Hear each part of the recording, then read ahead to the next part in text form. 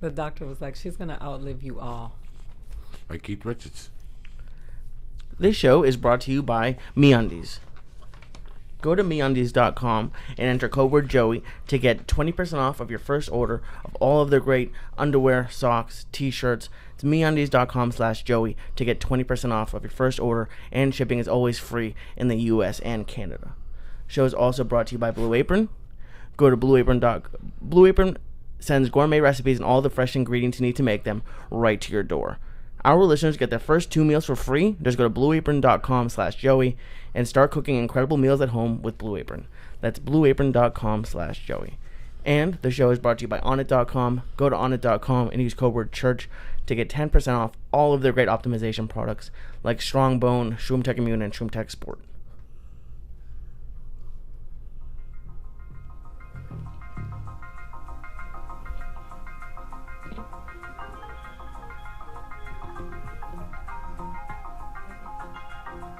Kick that horse, Lee. Cut that shit out, Lee. Kick that motherfucker up. It's the Church of What's Happening Now. Monday, May 2nd.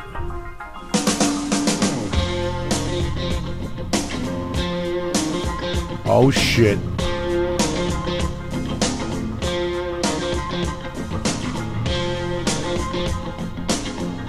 Look, Pete Townsend ripping that motherfucker up to shreds. Down, down, down. Are you fucking kidding me or what? Get the fucking syringe. Here we go. Just when you thought it was safe. Lee Syatt. My girl Aida Rodriguez in the house. You bad motherfuckers, listen to this shit. What's the story, Lisa? I'm doing great. You're doing great. Oh, yeah. Last weekend, you drove down to fucking... Yeah, I drove down to Dana Point to see. I have to see some of my family, which was very nice. It's weird. When I first moved out here, like I have some family like an hour and a half away, and I never see them. And it's hard when you're focusing only on your work and other stuff. It's that sort of stuff tends to slip, at least for me. So it was nice to see them. They live an hour and a half away. At minimum in LA traffic, yeah. And that fucks people up completely. That makes your world a lot. It's hard. It's really fucking hard. And there's people who do it. I have friends that live off the 210 all the way up there past Pasadena, and their family lives in Ontario, and they go down there every fucking Sunday.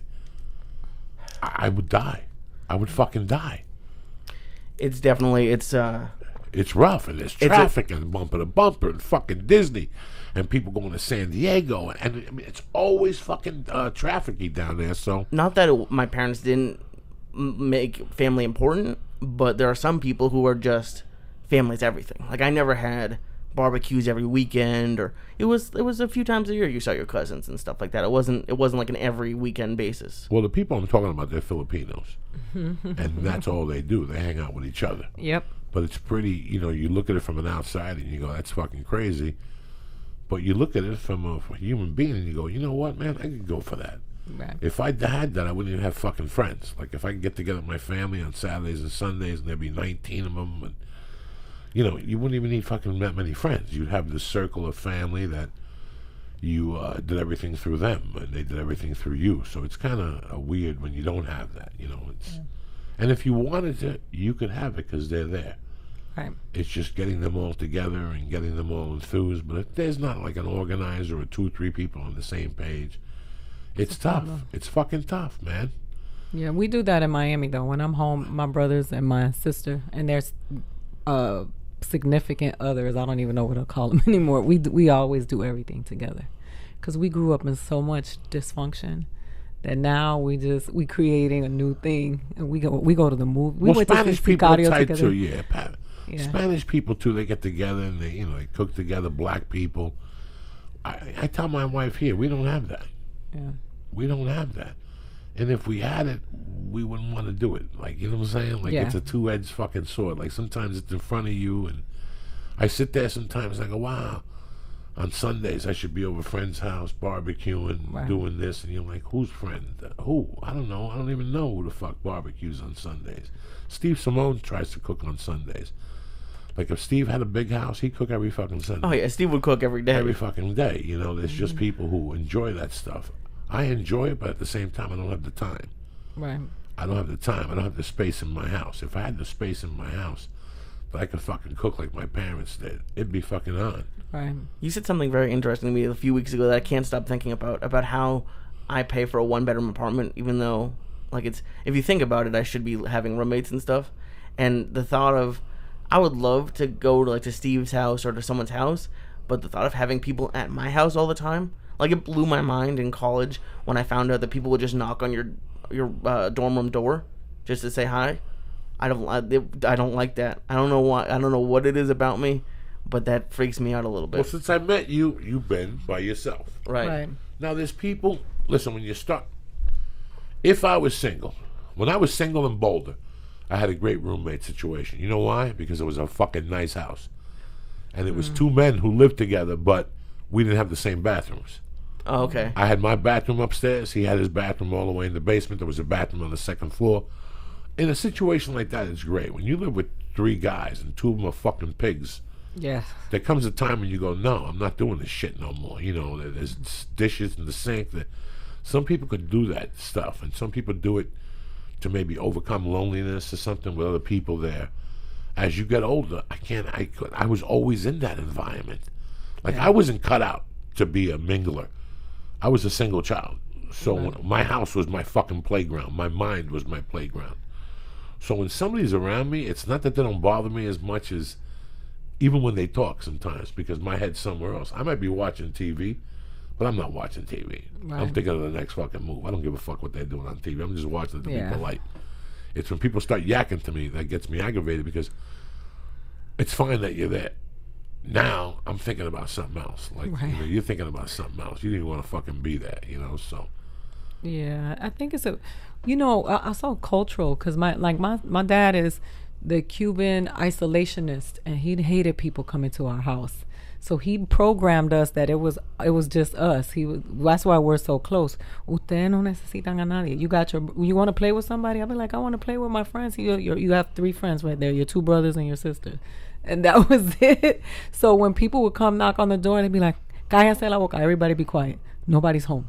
He hated people in our house, so we would always just be locked away. When you watch the movie Goodfellas, there's a scene where he says that no outsiders. Yes. That's really hard for people to understand. When I was growing up, I grew up with a crew of guys that if you told them you were going to meet them at 8 o'clock and you showed up with somebody, you were going to have a problem. Yeah. Like, you didn't show up with somebody. Like, that was just... That always bothered me. I used to get like a little jealous as a kid if my friend showed up with another friend. So... yeah, that's weird. It's weird. A lot of people don't like that. When families, just like, I was raised in an environment where there was money, guns in the house. There was Santeria in the house. So my family would say, listen, you really don't want nobody in the house. Yeah. There's drugs in the house and there's weapons in the house. You don't want drugs in the house. So I was raised, I had people come over, but they had to be tight for me to have them over. Then they would ask me stupid questions. Why are those glasses by the door? Oh, yeah. Why is there a saint in your living room? What's the coconut doing? What's the coconut doing there? And you got to fucking tell them and explain. And, I was telling these guys I had a 6-foot Saint Lazaro in my house. Oh, of course. With a cape and a fucking gold thing around his head. With money and fruit. Girls come over and they're like, oh, that's a beautiful statue. Yeah, let's go to the bedroom. Yeah. You can't touch the fucking it. statue. You can't touch it. You can't. His eyes were like red, so he would look at you in the middle of the night. You had to explain it. I'm not in the mood to explain it. So there was always, I came from that environment. At your house, there was always stuff in my house. I didn't know where it was, and my dad was one of those dudes. My stepdad was he didn't trust anybody. Yeah, that's how I grew up. He didn't trust anybody. So listen, that kid that came over here, I don't know what he's thinking. You left him alone in the basement. I got something down there in the fucking basement. My grandmother was the landlady of the building, so she used to collect the rents. So as soon as somebody came to the door, she was going to get that 38 special. And it was just too much for people to come over, and my grandmother has her gun and the white handkerchief. It was just too much. It would be like, just don't come. Just stay away. Yeah, I didn't have any of that. I don't know. Mine was more. I don't know. I always had someone home, so that there was that. And even when I did drugs, I wasn't a mingler. Like the last 10 years of me doing blow, like the first 5 or 6 years of me doing drugs, I did drugs with people in rooms and talk shit and listen to ear beatings. Then over the year, it got less and less and less and less till I just partied by myself. And unless I was really horny and I knew this chick was on, I would bring her over. Because if I had listened to an ear beating for 5 hours, for her to tell me A, she was on a period, or B, she had a boyfriend, I'm gonna fucking kill you. So I would search them down before they even came over, dog. You think I'm fucking kidding? I did some creepy shit when I was young. I remember one night, this girl told me she was on my period, and I go, let me check. And she's like, what are you talking about? I stuck my hand and she let me. I go, let me check. Fact checker. And I checked, and I'm like, okay, I'll see you tomorrow. Was she? Yeah. Did you pass out? No, I didn't pass out. I just touched it. It felt like a string or something. I just went home. I was brutal. Brutal when I had drugs. Brutal. Because I didn't want, I can have a good time by myself doing fucking drugs. I need somebody telling me stories. And I don't fucking listen to that shit. It'll ruin your high. Yeah, it ruined my fucking high. So what happened to you last time you came in? One thing about this was that, listen, I got to respect you because I have guys that I know that I will remain nameless that won't come on the show. Why? Because of the stars and everything. Oh my God, listen, we live in an environment of such pussies. Do the face that you do when you talk about you do that. I don't That's my fucking favorite. I love that face. Oh my God, they're such fucking pussies. And all these podcast people think these guys are such fucking pussies. And I heard it. I heard the rumor like 3 weeks ago. And it's like, you know what? And you came in here, you sat here for an hour, and all of a sudden you were looking at the bag of stars, and you would give me one of those fucking things. And you ate one, and I could see about 35 minutes in that your eyes were fucked up and shit. And I didn't say nothing, and you left. Then I called you, and then I got a call like an hour later. Somebody's like, what'd you give my mother or some shit? I was like the kid that came home high. So what happened? And the parents, you know what it is? I hadn't eaten anything the whole day. I'm hypoglycemic.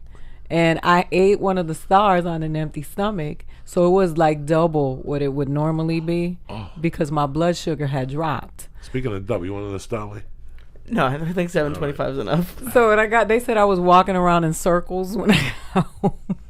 But then I started like passing out. So they took me to the hospital, and the doctor said I was having continuous panic attacks, so they had to give me these shots. They almost broke my wrist though. They were holding me down. But the funniest part is that my son was like, they were like, oh, how often does she do drugs? And my son was like, she doesn't do drugs. And the doctor was like, sure she doesn't. He was like, you don't have to lie for her, son. How long have you been going through this?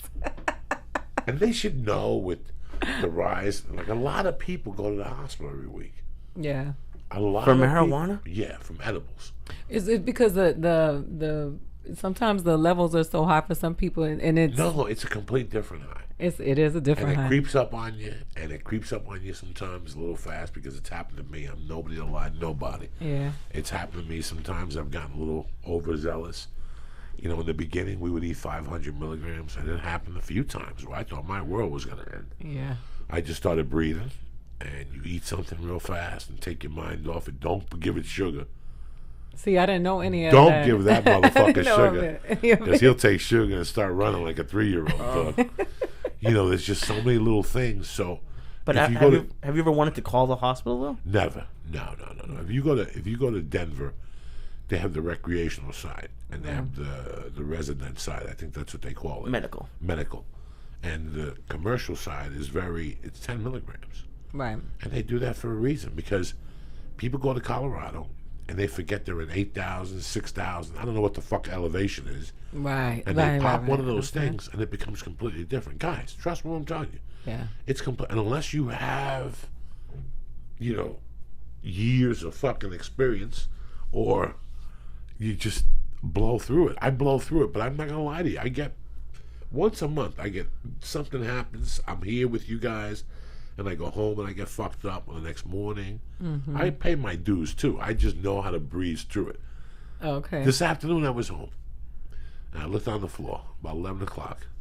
I knew I wasn't going to jiu-jitsu. I looked on the floor, and I had a bunch of Andy Dolores fucking edibles, and there was those chocolate things that they're 10 milligrams. Oh, the num-nums? The num-nums.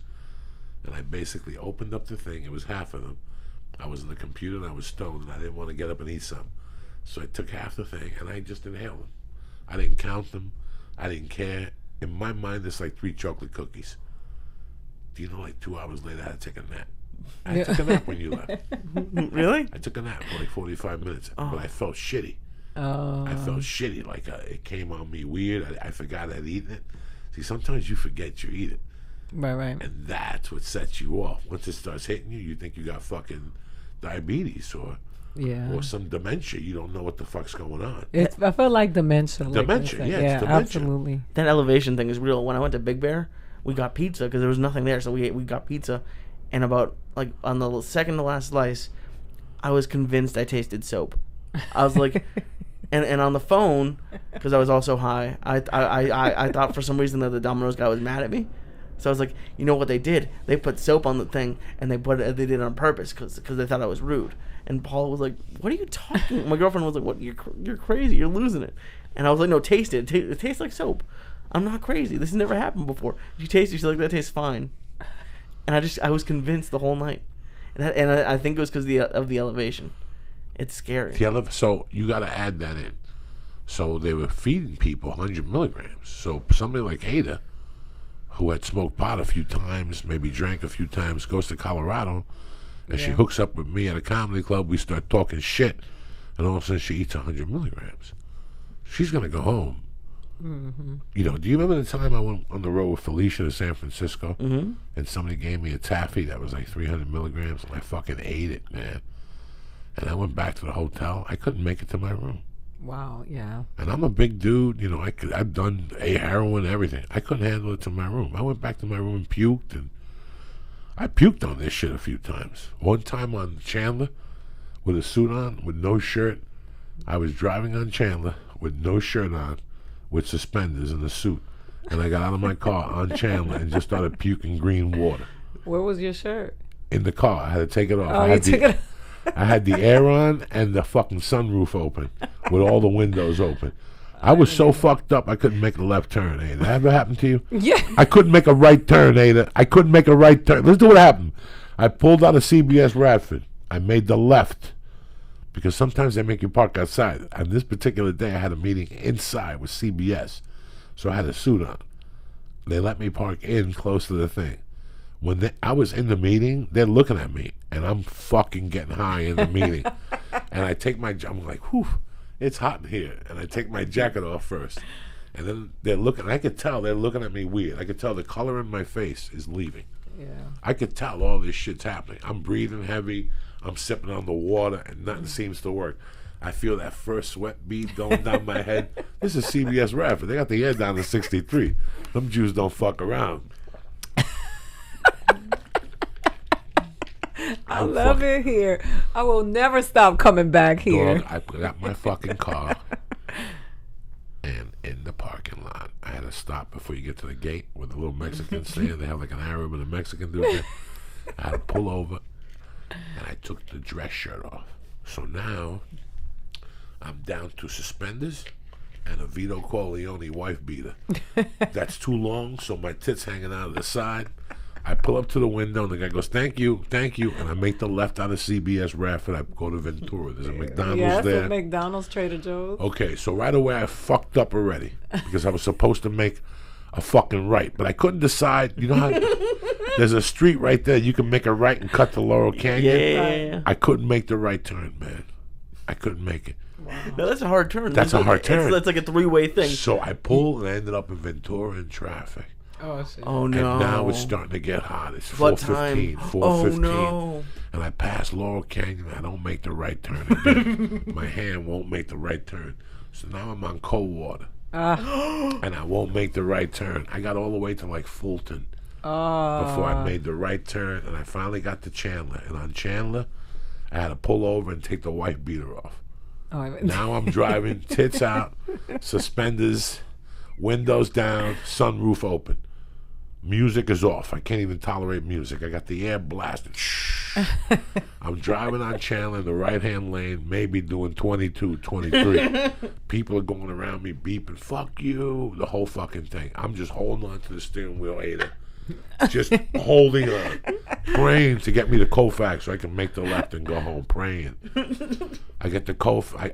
I didn't even make it to Laurel King. I had to pull over like a block before. You know how they have like those little Jewish schools? Yep. I had to pull over there and I'm puked in front of kids. People were walking by. I'm just barfing, green puke. I got back in the car. I drove all the way home. I made it home.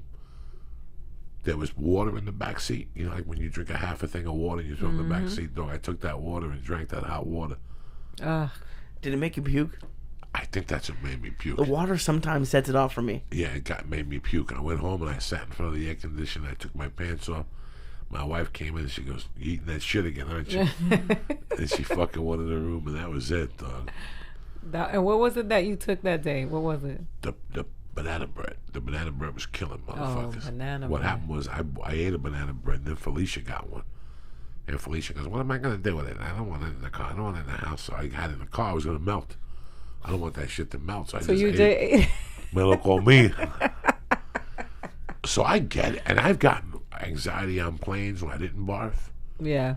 I got twice on a plane where I just couldn't stop sweating. Oh, yeah. I could. One time I took my shirt off on the plane in first class all the way to Miami. Oh, shit. That's a long flight. With my shirt off, sweating, drinking water, drying off, eating cinnamon candy. The cinnamon candy set it off. Oh, wow. That's the best, though. The best stories. You should just write a whole book about your highs, your trips. THC highs. Oh, my God. I'm sure that'll be a great coffee table book. Oh, please. Puking, shit, barfing. Speaking of that, what was it like seeing the red eyes of the statue when you were like high? That must have been freaking. At that time, I really wasn't doing the drugs I did a year later. But I would do THC crystal, and I wouldn't even look at the saints. Whenever I got high, I'm such a Catholic, I wouldn't even look at the saints. You're not scared of them. You just feel like you're disrespecting. You disrespect them. But they raise you you're never afraid of. That's here to protect you. Oh, I know, but red eyes when you're like, what I was thinking of was acid. He had like brown eyes, but the lighting in the living room, when you had the hallway light on with the lights off in the living room, his eyes got fucking weird. There was a certain glass room that they made him out of to make him look real. It was fucking creepy. It was really creepy. And it would creep people out when I brought them over to eat and shit like that. And there was just a certain amount of people that would come over and wouldn't even ask. Yeah. Some of my friends would come over and not ask. Those are the motherfuckers that came over all the time. What's this? What's that? What's this? I grew up in a place you don't ask. Don't ask nothing. Just keep walking in the house. They're going to feed you. Shut the fuck up. Yeah. You start asking stupid fucking questions and shit. What's this? What's that? So I wouldn't bring them over no more. You don't, and your answer to everything is, I don't know. I don't know. I don't know. You don't say, where's your mother? I don't know. I don't know. What does your mother do for a living? I don't know. Everything is, I don't know. What's your phone number? I don't know. It's amazing. I was raised just like that. That's a different mentality to raise your child.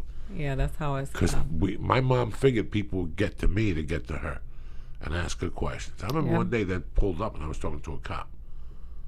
And she called me up and she goes, what was that dude asking? What did he want? Why were you even talking to him? Like, why the fuck were you even talking to him? When I tell my wife those things and I tell Lee thinks I'm kidding him.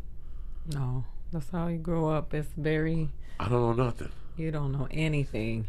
Your teacher asks you in school what happened at home. I don't know. I don't know anything. You know, it's so weird. Even when I watch some of those, there's an episode of The Sopranos when he has to go meet the construction guy.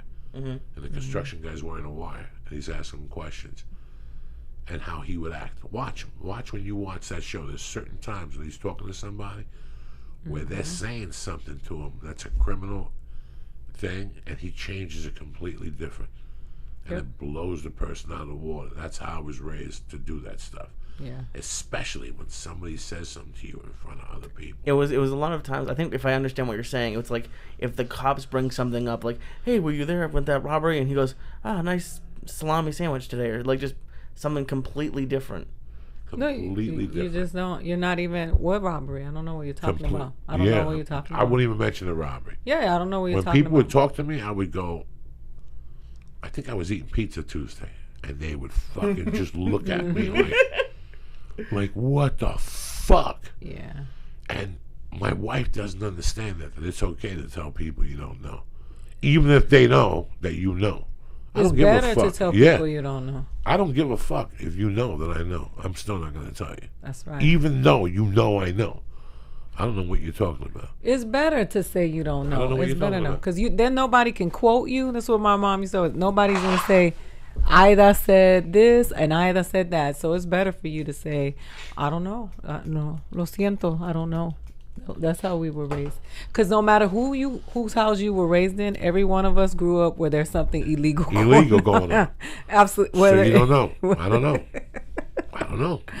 Yeah. You don't know what time your mom gets home? No. No. What time she gets home yesterday? I don't know. I was at my grandmother. No. You just drive them crazy. Yep. That's a crazy way. So when does that stop, though? It never does. I still do it today. I don't know what people are talking about. I Yeah. have no idea what you're talking about. It doesn't go I could change a away. conversation within a second. You do it sometimes. Like, A second. I don't know what you're talking about. I don't even want to discuss that. So let's change it. Especially if you bring it up in front of somebody. Yeah. Like that's not supposed to be in the room. I don't know what you're fucking talking about. Yeah, it is. It doesn't go away. It doesn't go away. I was raised like that, and the funny thing was, the people I was raised with were raised at their homes like that. Mm-hmm. So everybody knew the rules. You don't know nothing. Yep. Yeah, but you were right there. You were standing there. No, but I was looking down there. what happens if, like, I don't know, someone just moves into a new town? Like, would people, like, systematically try to get them out? Like, your town specifically seems like there's a lot of similar people there. Like, so... Okay, North Bergen, for example. I'll tell you a real quick story about North Bergen. My friend George. My friend George has lived in North Bergen for 20 years. His kids have gone to that school. Until this day, George says to me, it's like I'm a fucking outsider. Because to them, you are an outsider. You didn't play football with them. Mm-hmm. You didn't play Little League Baseball with them. And you definitely didn't go to grammar school with them. They have no idea who the fuck you are, even if they know who you are. It's tremendous. They'll talk to you. They'll communicate. They're not bad people. You're just an outsider. You'll always be an outsider. Yeah. And you feel it. Eventually you feel it and go, okay, and you have two decisions to make. To keep dealing with these people or just be an outsider to that circle.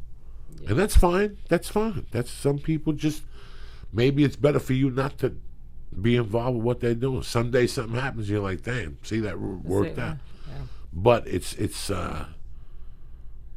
my wife doesn't understand it at no level. She's like, well, people don't, I don't give a fuck what people think. You don't need to say nothing to nobody. I told you yesterday I was in the balcony smoking. The people across the street from me, the painted chick and the fucking drunk and the two fucking whatever the fuck they are, transgenders, and the new artist chick were across the street barbecuing. And I said to myself, you know what? They've never invited us over there. Like, how many times have I walked over there and said hello? It's so weird how I keep my neighbors at arm's distance. Yeah. Because they're your neighbors. Once you invite them in, that's it. Yep. They come over every day, even when you want to be there or not. You have to talk to them. So before you open your fucking mouth, there's a situation with a lady next to me told my wife a bunch of shit. Now she went back with the guy. So I tell my wife all the time, you see why you don't spread your business nowhere about people? Whatever goes on in your house with you and your wife or your wife, nobody knows nothing. That's right. I don't know nothing. I don't know fucking nothing. You know what I'm saying? But there's people who think that they have to fucking talk, tell you their whole fucking life story in 8 fucking minutes. Mm-hmm. That drives me crazy. You know I'm a weekend. They're telling you they got molested. Yeah. You gotta know me for 10 years before I tell you I got a finger up the ass. Never mind molested. They're telling you their life fucking story. You sit there and go, how fucking pathetic are you? You're telling me your life fucking story. Yeah. So in those neighborhoods, no. This is the way of life. The least you say, the better off you are. Because everything you say is going to be analyzed if you're an outsider. Yeah. So you smile, you say hello, and you speak when you're spoken to. So now that you're raising a kid in, like, popular culture is the exact opposite of that, how does that make you feel? I will definitely raise Mersey how I was raised in that statue. You don't know nothing. Don't open the door for nobody. Ask. My mom's not home. Call back later. If you answer the phone, I don't know. You have to call back. I don't know. Yeah. Because all those little things. They're little fucking things. It's a code. We had a code. I don't want you discussing what happens in this house. Yeah. At the school. Ever. You don't know nothing. What's your dad do? I don't know. Where does he go to work? I don't know. Is he there when you leave? I don't know. Mm-hmm. He's somewhere. Was he there now? I don't know. Mm-hmm. Just to every question. Will he be there tomorrow? I don't know. And eventually they just put their hands on their hips and they know what fucking time it is. Yep. They know what fucking time it is. And then you talk to her and you tell her, don't let them scare you. Just stick to your fucking story. They're lying to you. You know, I'm going to tell her all that shit. Those are the evils of the world that my wife was never told. That's why when a cop pulls up, my wife will tell him anything. You know, she don't fucking know. She don't fucking know. Nothing. You turn your back. I don't know nothing. But why, Joey? Because you don't fucking know nothing. Everything you say, you're going to incriminate yourself. Yep. So why are you saying something to these fucking people? You know, neighbors, you know, like yesterday. Again, I feel bad because I should be mingling with people.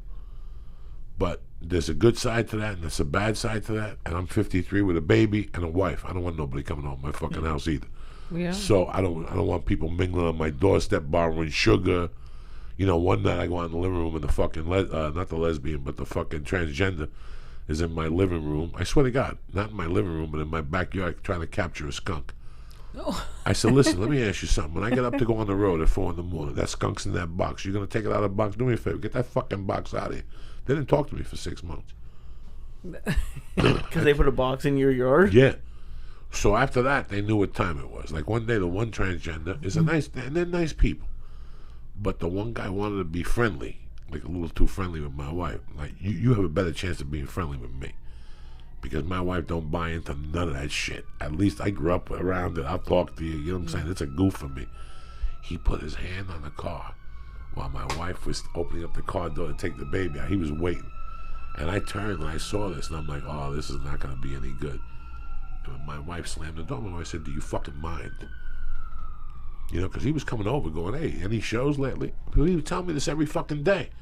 He would say, you have any shows in town? Yeah, tonight at the Comedy Store. Then he wouldn't show. What do you keep asking me for? That's right. I'm one of those fucking guys. You know, yes. After the third time you don't show, stop asking me. Yep. Stop fucking bothering me, all right?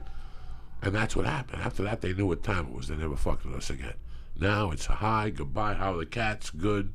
I saw this cat the other night. This cat died. That's it. We keep it about the cats.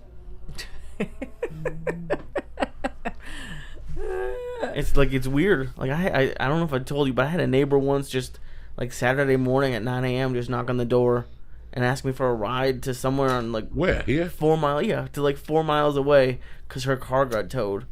And luckily Paula was there, so I was like, what do you... No. I'm like, people have weird stuff, like, with that, like, asking neighbors for...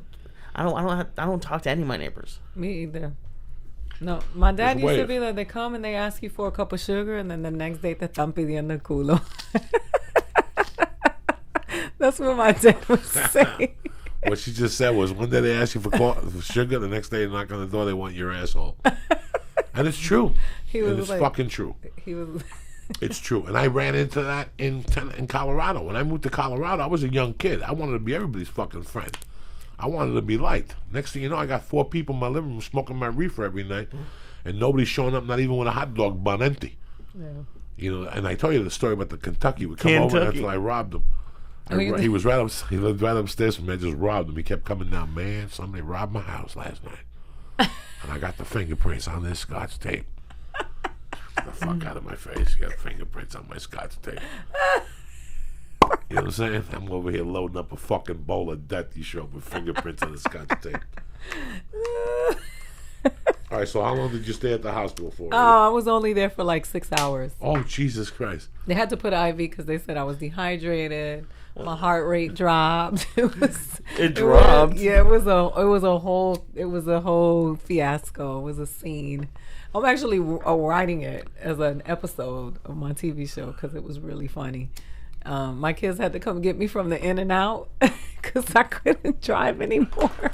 I was so high I couldn't even drive. Next to the old office? Yeah, they came and got me. I pulled over, and then I was like, can you give me a burger? Did you eat? No. That's why I ended up in the hospital, because I hadn't eaten, and my blood sugar just dropped. It was funny. I was there for 6 hours, and then I believe they tried to break my wrist. I could hear them talking about me being a drug addict.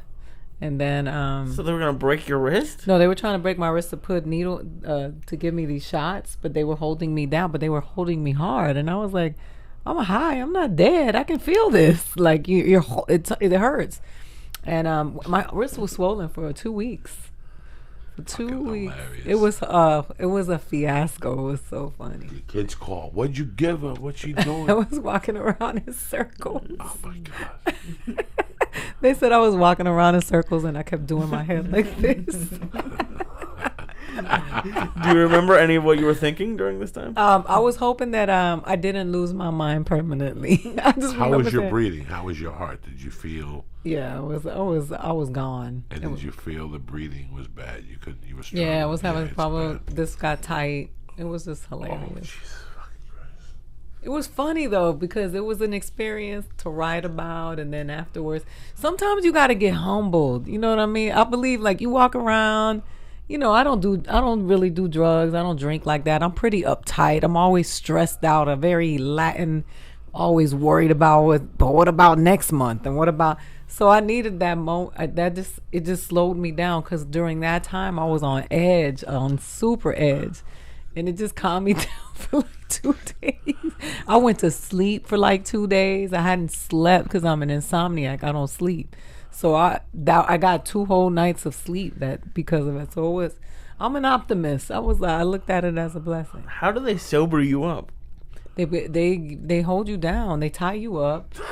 That sounds terrible. They give you the anti-anxiety medication, which is a pill or a shot. And what do you feel like? They just get you high. Yeah, no, it relaxes you. Your heart just calms down, and then they give you fluids. And then they keep you there until they think you're ready to go home. Did they ask you what you took? I just told them I ate something and I don't know what it was. You know what I was saying? Right. I don't know. I don't know. No, what I don't know. Who gave it to you? I don't know. I don't know. And then he turned to my son, because I was so high, and he was like, who gave her the drugs? And he was like, I don't know. Because I raised him like that. So he was like, they were like, you guys are not going to give us any answer. Her well-being. And my son was like, I told you what I needed to tell you. She had an edible. It was she had a bad reaction to it. What are you gonna do? Is this the hospital or the police station? And the lady was like looking at him like, what? And my son was like, take care of her. That's what we're here for. We're not here to answer your questions. Fucking crazy. Yeah, he was just fucking crazy. Redman called the ambulance on himself. Yeah. Twice. $1,400 to get the ambulance set to the 101. He pulled over in a fucking car, dog. I know. Hey, listen, man. I feel my heart sometimes. I would go to the gym sometimes on those stars, and you get deep in, and all of a sudden at the gym it's big, so your hearing starts to go. Oh yeah. Your hearing. I can't believe you do it at the gym. That's crazy to me. I didn't know either, Lee. I would eat 3 of those stars and go to the fucking YMCA. You should have an inkling. Get on the treadmill? And get on the treadmill, the bicycle. Oh my God. Deadlifts. You gave me the chill. Oh my God. You and at one point of that workout, you run out of oxygen. You're like, and all of a sudden that fucking star takes you to a different fucking place of anxiety. Yeah, it does. It was interesting. But still, when you've been through so much in life and something happens and you're like, oh really? Like, the SWAT team came to my house when I was little. Like, there's nothing that could shock you at this fucking point. No, like I mean, people are like, oh my God, and I'm like, really? I've seen really horrific things. That's nothing. It's crazy what some people's perception of bad is. Yeah. Like Lee's a great kid. Lee's never seen a bug get hit. Like, Lee sees stuff and he gets all, you're not going to believe it. Lee, relax. Who gives a fuck? Jesus Christ. He gets all emotional and red in the face. He called me tonight. Did you change the passcode? Because I can't get to the computer, Lee. Yeah, I changed the passcode. It makes you change it every few months. I don't know. It's just, but Sweet. But it's going back to the way I was brought up. Like that was Right. I was walking down the street today, just now on the way here, and there's 3 dudes in front of me. They gotta be about 22. They're skateboarding, jumping up and down. They got tattoos, the whole thing. And as they got to this house over here, I'm looking straight ahead, and I heard a dog bark, and all 3 of them jumped in the air. And I kept walking, and I said, and I didn't know why. Like, I just didn't know why. Like, all 3 of them jumped out of the dog was 2 feet big, 2 feet high, I'm sorry. I just kept walking. Right. And I remember going, Jesus Christ. Really? I don't even react to dogs anymore. Yeah. It's my upbringing. I'm sure that Aida's upbringing, at times you think of it as sad, and sometimes I think of my life at home with my mom, especially now that you write all this stuff. Yeah. And you get stuck on how am I going to write that section, and you think about the section from a different point of view, and you think about your life from a different point of view, and the realities are realities. You know what? At points in my life, it was very sad how my mom raised me. Yeah. And it was very sad the things she showed me at an early age, because it takes away your childhood. Yeah. I was paranoid. Even knowing about things like, listen, when you're 8 and you know about eating pussy, yeah, that makes you look at Barbie a lot fucking different. Yeah. And Ken a lot different. You're not supposed to even hear about eating pussy and blowjobs.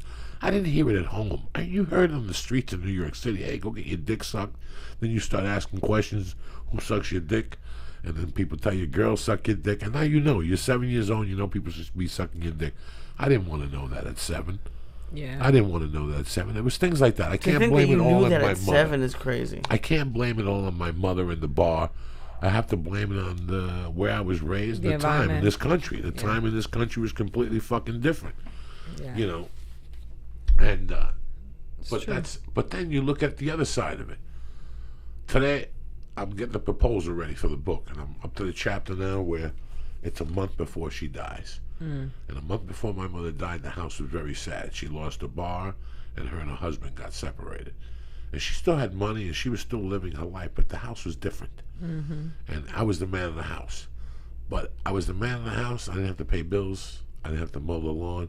It was like I was a different man. I had to keep her together. Right. You learn how to keep a woman together. You know what I'm saying? And she learns how to keep you together. And I think about how I used to come home at night. Like, I remember I went to my mom one day, and I go, Mom, where's those jeans? And she goes, I didn't wash them. And I made a noise, and she goes, what? Start washing your own clothes. By the time I was 12 or 11, I was already washing my own clothes and hanging them up. Yeah. I had a bathroom, and I was a fucking, I didn't like people peeing in my bathroom. Yeah. So if somebody came over the house and peed, when I left, I went up there with fucking Fantastic, and I'd wipe the toilet seat, and I cleaned my bathroom. My bathroom that was my fucking bathroom. Yep. And she used to say to me, I like that you keep your bathroom clean. In those days, I used to not wash my clothes. I used to fold them. My mom would go, hey, you want $20 tonight? Yeah, do your favor. You got to go pay the mortgage today and go pay the phone bill. In those days, you didn't write a check or pay with your ATM card. You had to go stand online and pay your phone bill. Online to pay your phone bill. Might take an hour. It might take 10 minutes. You know what I'm saying? Then from there, I had to walk 2 other miles to go pay the mortgage. So I tell people, there's times I think that she was preparing me for her to die. Right. There's times I think that, in those days, my mom would go, hey, man, I get home at 6 from hustling. There better not be no dishes in the sink, and that fucking house better be vacuumed. That was part of what I did. You know what I'm saying? Yeah. Those little things. I took the garbage out. And in a way, it prepared me for,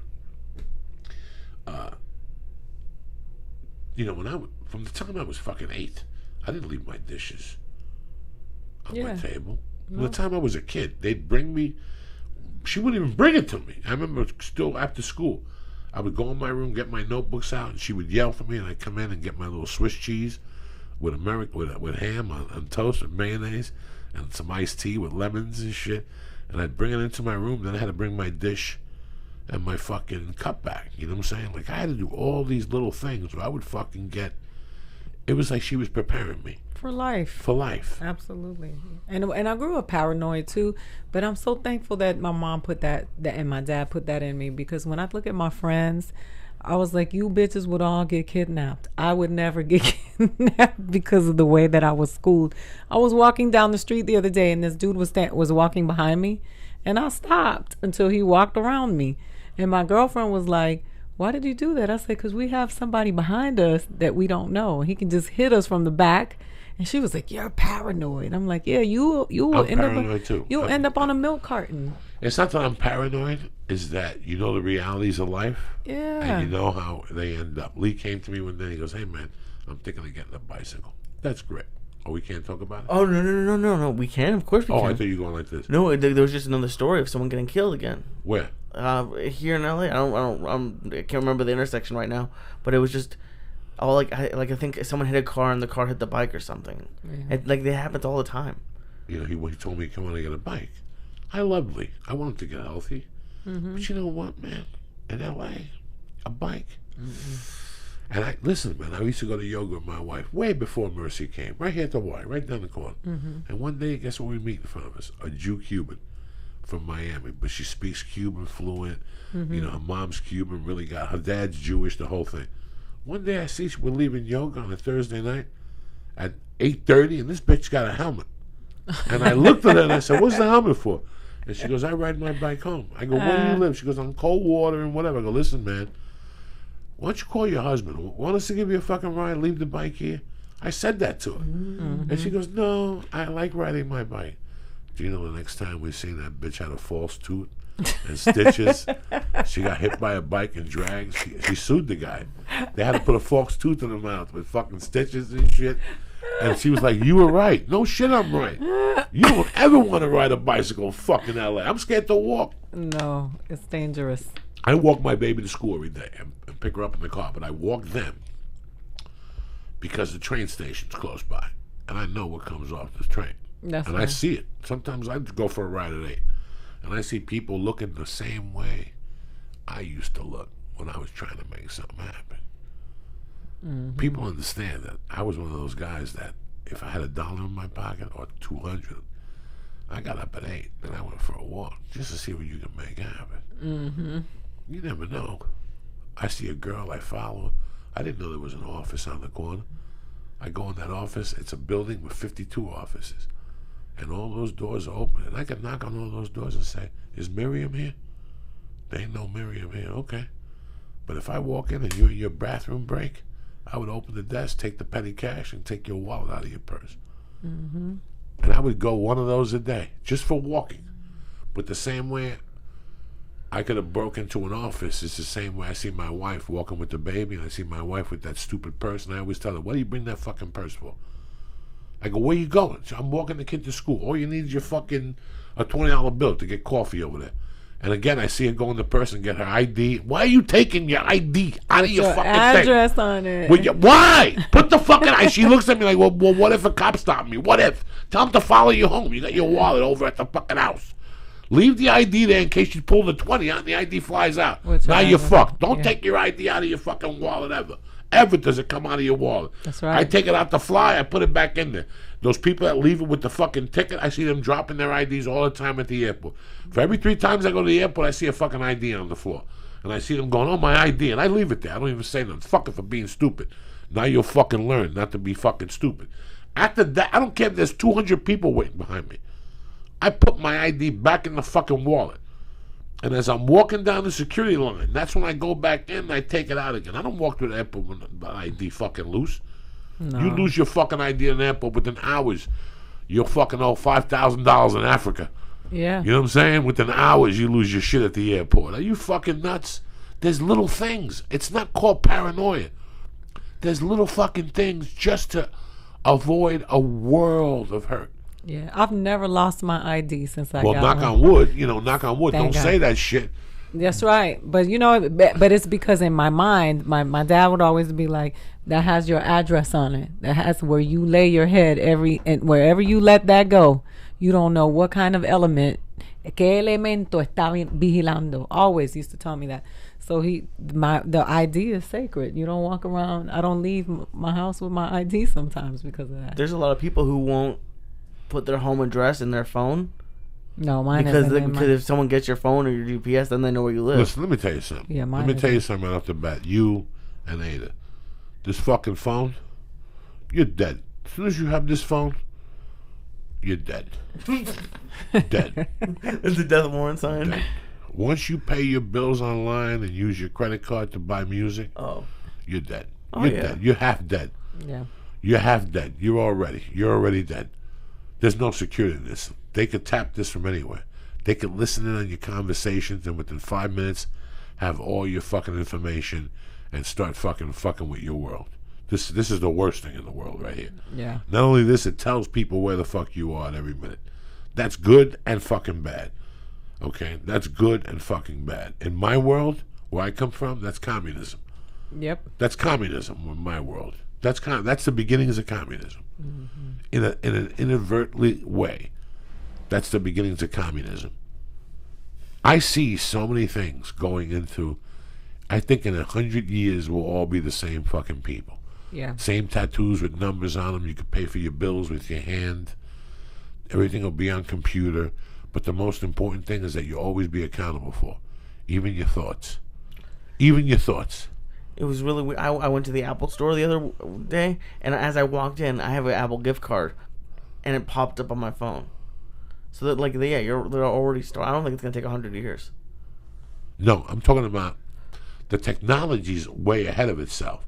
Yeah. It's the people, the thought process of the Americans. As soon as I started seeing people, I swear to God, as soon as I seen people started getting the tattoos, I'm like, we're in trouble. Because we're all like-minded now. You had a tattoo when you were a felon, when you were a sailor. Right. You know what I'm saying? You had a tattoo when you were outside the realm. Normal housewives didn't have tattoos. I'm at the airport, I see a mom with 2 babies, and she got tattoos on her fucking feet. Okay? You know, that wasn't the realm 30 fucking years ago. I see them, the tattoo is the beginning.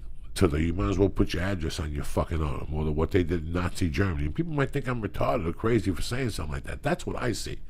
I see them. I see you being accountable all the way through from A to Z. These computers, they read your emails, what you listen to, what you like. In other words, your thoughts, your feelings, your emotions, the music you play. Every time I click on YouTube, every time I click on fucking Facebook, every time you click, you say something on Twitter, every fucking email that you write to your mom, or when you write to your girlfriend, you want to suck her asshole, or when you write to somebody, you know, this is your idea for fucking life. All that shit is out there. Mm-hmm. All that shit's out there. Somebody's reading your stuff right now. You have to assume. You have to assume.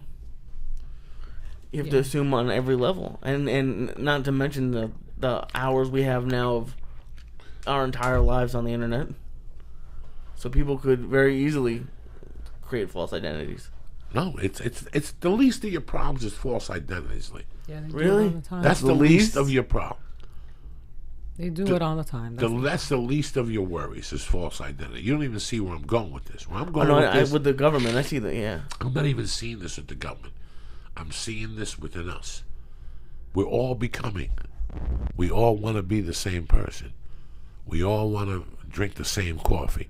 You know, it's the caste system without the caste system. There's some people who can't afford a $4 cup of coffee, and they make coffee at the house.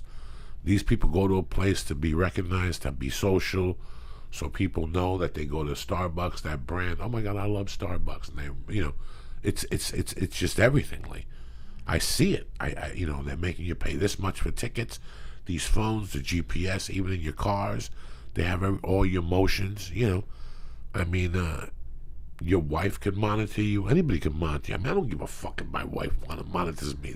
I don't do dick anyway. I hang out with you. I go to the ATM machine. I go to fucking jiu-jitsu. What the fuck? But just the thought that somebody knows where I am through my fucking phone, if I have it in my pocket. Just the thought that they could listen to your conversations, which they've been listening to for 2,000 fucking years. But it was a lot harder to access those fucking wires and the phones. They had to break into your house and tap. Now they just cut. Well, they've been cutting into your wires also, but it was very old school. Not like they're doing it now off satellites and shit. I'm not like a big conspiracy theory person, but when you think about it, if you look at that, does any part of you think maybe the government made these and said give these to people, and maybe they'll give us every single like information about their life like for free, like they're gonna pay us to give us their information. Well, it's not even information. It's your thoughts. It's your text messages. It's your, like I said, everything you're involved with is right now 99% of what you're involved in, what you like, you connect with through the computer. 100%. 100%. It's for the purpose of control, not they don't want to read your emails. We're becoming cattle. It's like the new world order is setting in, and we're going to be numbers, and they're going to put chips in the children. And there's a book called The Pale Horse, Behold the Pale Horse, or something like that talks about a former CIA agent telling all of the things that are going to happen that are going to make us all controllable. And the rich will be the people that get everything, and the poor people will suffer, and slavery will be back, and this will be a different type of slavery. In 100 years, it'll be a different fucking world. Yeah. There's times I feel bad for Mercy. I really feel bad for my daughter. What could happen in this country in the next 10 years? You know, how many people are slipping in here every day through Mexico, Canada? Even if just one come in and set one thing in Iowa, and then one comes in and sets another thing in Nebraska. Once they eat us from within, that'd be the smart move. If I was fucking ISIS, I would stop right now. I'd stop and disappear and let everybody think we were done. And every day start sending troops in here. Send them through Miami, one side of Canada, the other side of Canada, and Mexico. And put them all to a state, open up a business, set them up, and one day, all 20 of those states, they blow something up at the same time. That's a war right there. And that could happen. Yeah. It could, but that could happen with any group. Could do that. You know, I thought when the FBI did that thing a couple of weeks ago, that they couldn't get into the phone, I was starting to write a joke about it. And I go, why am I writing a joke about it? They're the ones that are writing the joke right now. Or Apple. They know exactly how to get into that fucking phone. Yeah, they're already in the phone. They were already in the phone when they fucked with Apple. I'm like, that's the FBI, dog. They've been getting into people's thoughts for 200 fucking years. You don't think they can hack an FBI phone? That's what they're letting the consumer think. Oh my God, well the FBI couldn't hack it. How could I? You know what I'm saying? Like every fucking smart white dude right now at home is like, you know, the FBI couldn't hack this phone. Can you imagine that? That's the security of Apple. Apple's at home polishing their fingers like, look at us. They don't give a fuck. Idiots. They're watching the guy from Apple jerk off in his fucking office on top of the secretary's face. They'll watch them going, look at this fucking moron. You don't think we get to open up a phone? Are you fucking retarded? And then did you see when they were like, we got it. We Thank got you. it. Yeah, Don't thank worry you. about Get it. the fuck out of it. They put an ad for these fucking idiots. Now all these idiots raise their hands. Now they know about them. Now you're on paper that you raised your hand. You thought you were going to really open up the fucking hack phone. You fucking moron. Now they got you on paper. You went in there and said, my name is Joe Smith. I'll hack that phone, you fucking dummies. Really? Okay, thank you. We'll call you in a week. Where's Tony Bennett, cocksucker? You're on the list. Unbelievable, man. Unbelievable what we fall for and how gullible we are at times.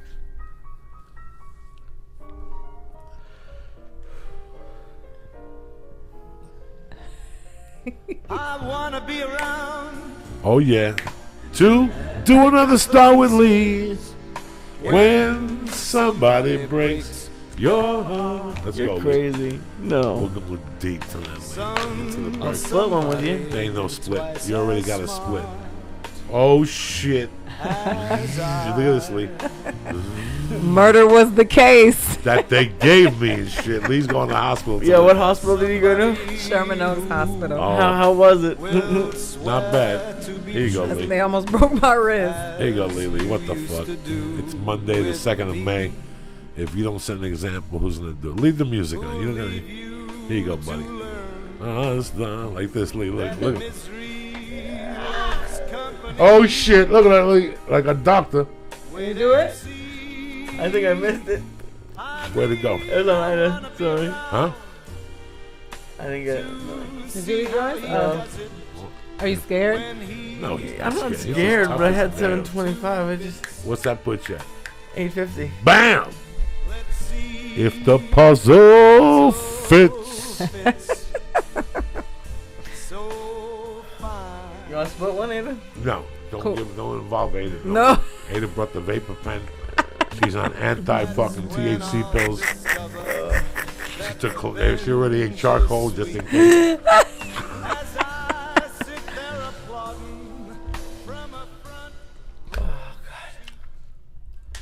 See what happens. Did you eat it? See what happens when you join the Marines, Lee?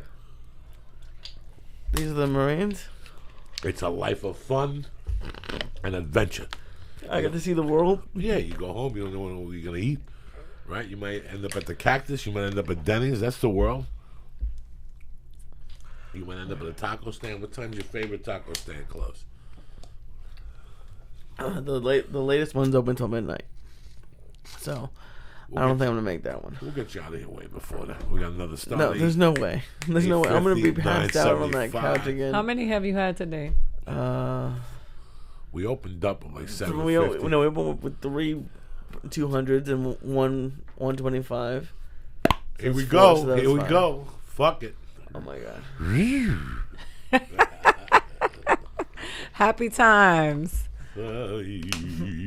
Charles Bronson. Do you know that I saw all the Charles Bronson movies when I was a little girl? Like Death Wish 1 with my grandmother. Like I'm talking about 5 years old watching Death Wish. I went to see Death Wish in the movie theater. So, how old are you then? I'm Let's going to be pretend. 39. 39, so I'm 53. So you're a little older than 6. Not bullshit me and shit. 'Cause No, I was did, you see, 6. did you see Charles Bronson in the movie theater for Death Wish? No, I didn't see it in the movie theater. I saw it on HBO. Don't be fucking with me and shit. I know my movies and shit. Yeah, not in the movie theater, but my grandmother used to watch those movies. She used to idolize him. She used to think like she was one of those eye for an eye, tooth for a tooth people. So Charles Bronson was the hero. Because remember when the gang people would wreak havoc in the neighborhood? See if you can find Death Wish rape scene. Oh my! It is one of the most traumatizing Yes. rape scenes. On the mattress on the floor. Oh my! I don't know whether, and it was Eric Goldblum, wasn't it? This will definitely get kicked off. Go ahead, find the fucking thing. I'll just play the audio for the people. That's when I'll discover It was horrible. that revenge is sweet. You went to see it in the movies? I was at 10 years old. You were little. I was little. I went to see that. I went to see Stone Killer in the movie theater. Okay. I went to see The Mechanic in the movie theater. I saw the Clint Eastwood ones when he was a cop. The only movie. And the one when he took the 44 Magnum. I'll never forget this. I went with Pepe Go. If your name is Jose in Cuban, your nickname is It's Pepe. Pepe. Pepe fell off a roof and he fucked up his leg, so he had a limp. So they called him Pepe El Cojo. El Cojo. All right, so we went to see that movie, and when there's one scene when he goes back into the coffee shop and he goes, "I've been coming here every day." Go Dirty Harry coffee shop because they're not gonna have the rape scene here. None of these are right. No. Go to Dirty Harry coffee shop. Was it Death Wish? Is there There you rape go. too? Coffee shop scene blast. I've been coming in here every day. Yeah, that's it.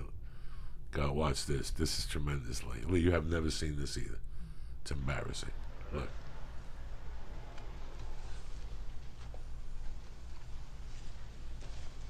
Look at this fucking savage. First time I saw this, my head almost exploded.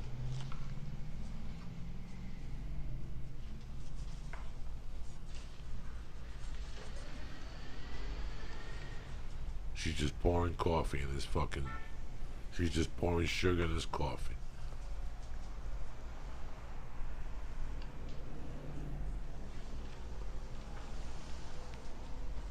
What year is this, Lee, when Dirty Harry came out?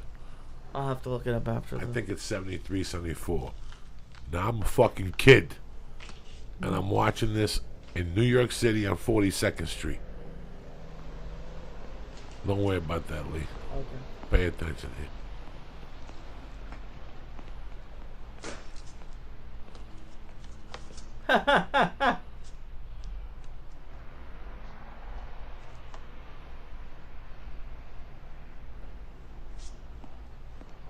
All right, folks. We did real good with that cop. Now I want everything. Money, watches, rings, everything. Quick, move! You coming with me, Mom? We're gonna have us a little party, huh? That's the way they talked in the 70s.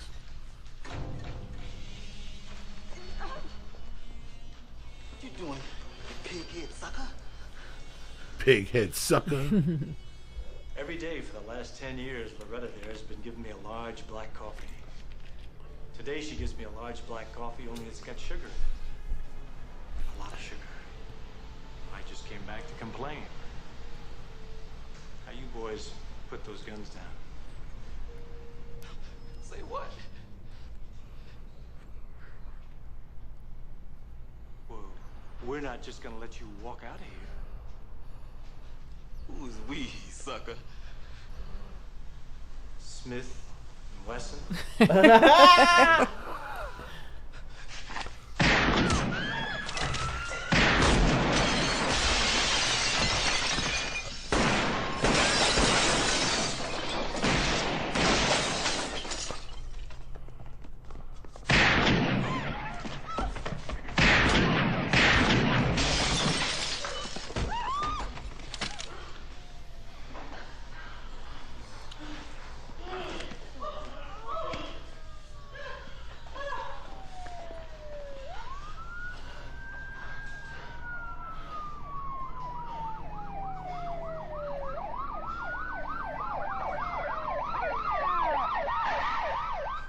She's gonna have to go home and watch this tonight.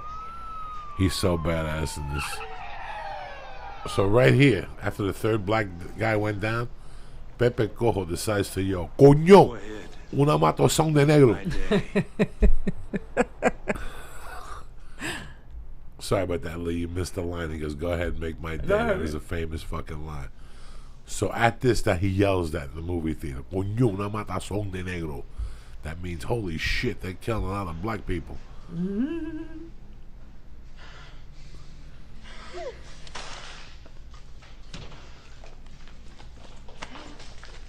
He's pissed he didn't get to kill him. And what's killing me about like today, Call the Ambrosia in the DA's office. Ask him if coffee is psychic. we don't have these type of movies. We don't have an American hero. No. We have superheroes, and that's what people misunderstood me a couple weeks ago when I was saying I don't like fucking superhero movies because we're good. They don't do nothing. They don't do nothing. We identify with fucking superheroes. There's no fucking superheroes. Nobody's got a fucking cape. Nobody's a fucking Iron Man. We identify with men growing up. You know, Charles Bronson was a huge piece of me. You know, anything about me is I got an extra revenge cell, whatever, a gene. Yeah, he So was all about those movies were about people, you know, they were doing something wrong, but at the same time in their world they were doing something right, you know. I've always believed, like I have all those things in my mind, people I want to stab.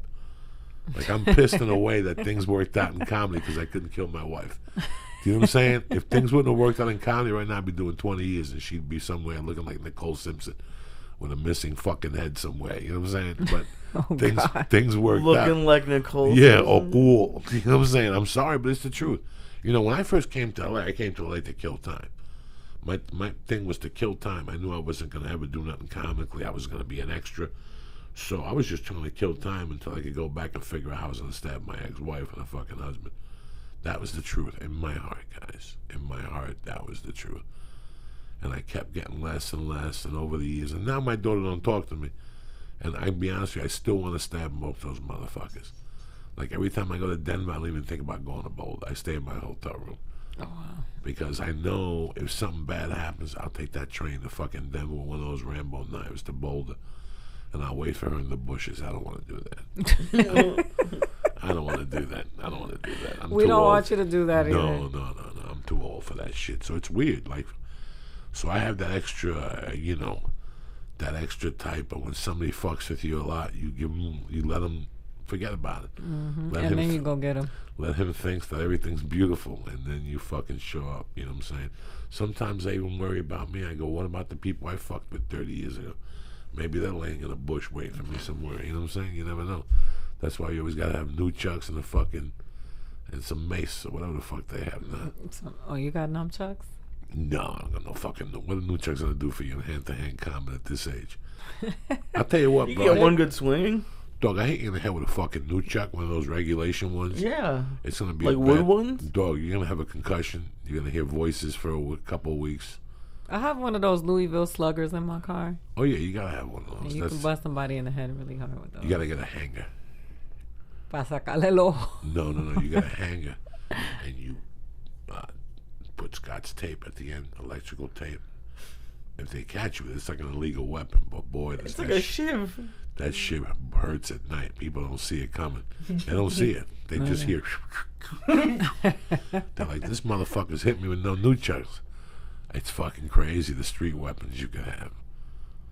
It's always nice when you're in here because it reminds me of home.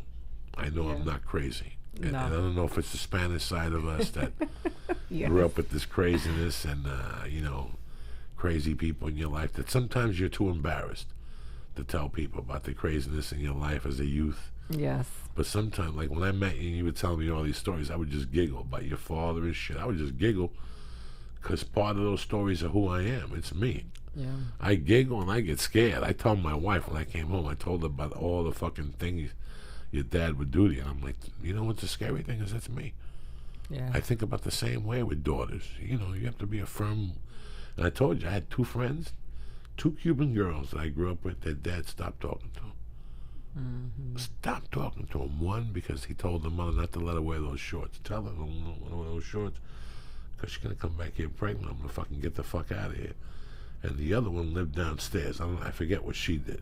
She just dated or something. And he stopped talking to her. What's up with you, Lee? That milligram hit you yet, cocksucker? I can't. Yeah, I'm pretty sure everything's hitting me. I'm doing good. This is a tough week for a lot of people. Why? Lee talked about it last week that he wanted to go visit his mom. And I said, I was busting his balls. What's that?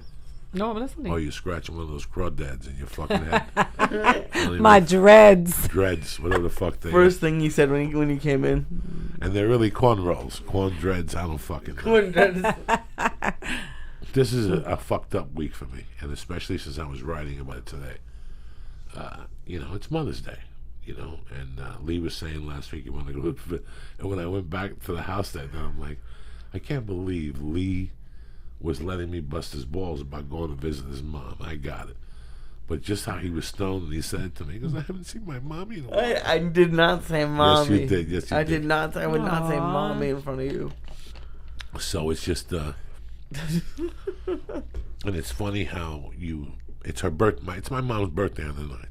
Oh. It's my mom's birthday, May 9th, and May 9th is the day my godmother died. My favorite, one of my favorite ladies in the world.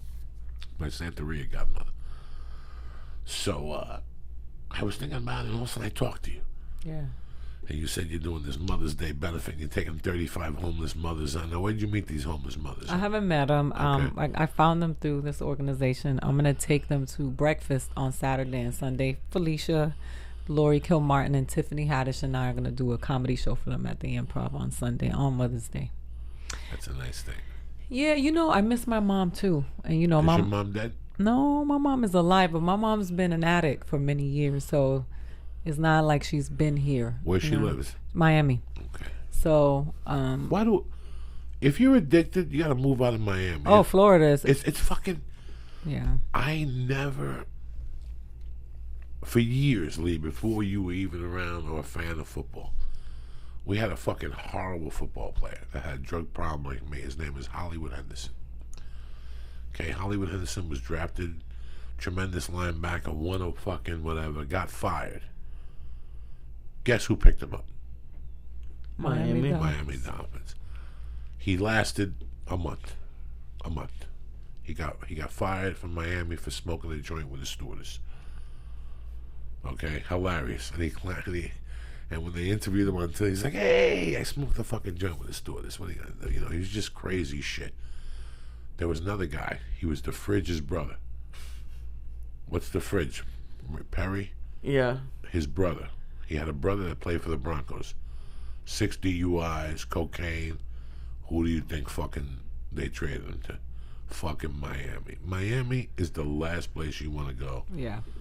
If you have a sex addiction, a coke addiction, a booze addiction, any pill addiction, that's the fucking capital of pills for a while, wasn't it? Absolutely. It's like the last place you want to be.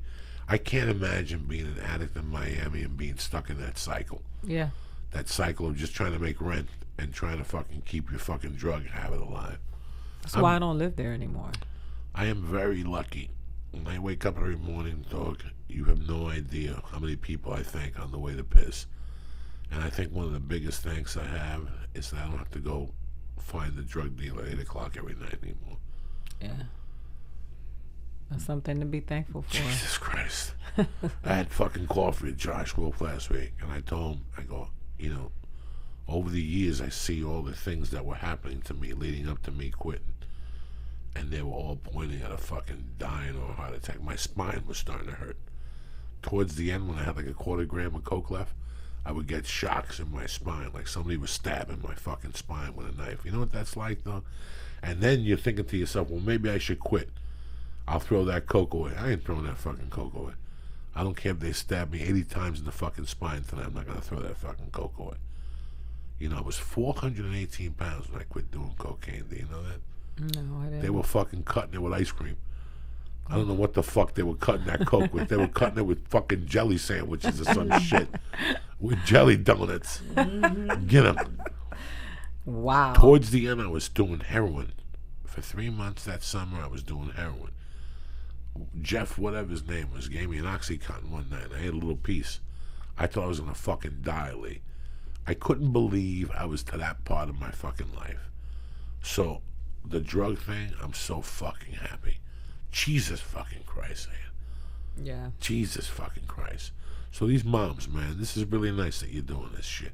And it's 8 o'clock at the Improv Sunday. 7:30. 7:30. You, my girl, are they gonna feed them there? Felicia's. We're gonna feed them. Yeah, we're gonna feed them there too. Felicia was just here on the show 2 weeks Oh, ago. good. Yeah, she's gonna be on With the her show. little soft voice and shit. I love her. And Mickey Mouse charm. I talked to her today. She was going on a date tonight. Oh, she was. I had to talk to her. Felicia and I have the same mother. Her mother was white and mine is Puerto Rican, but we have the same mother. Like when I went to see her one woman show, I was like, "That's my life." From the food stamps to the pill addiction to everything. It's very interesting how we have such parallel lives. It's a tough fucking life, man. Yeah. It's a tough life. It gets you somewhere. Maybe in the front, maybe in the middle, maybe at the end.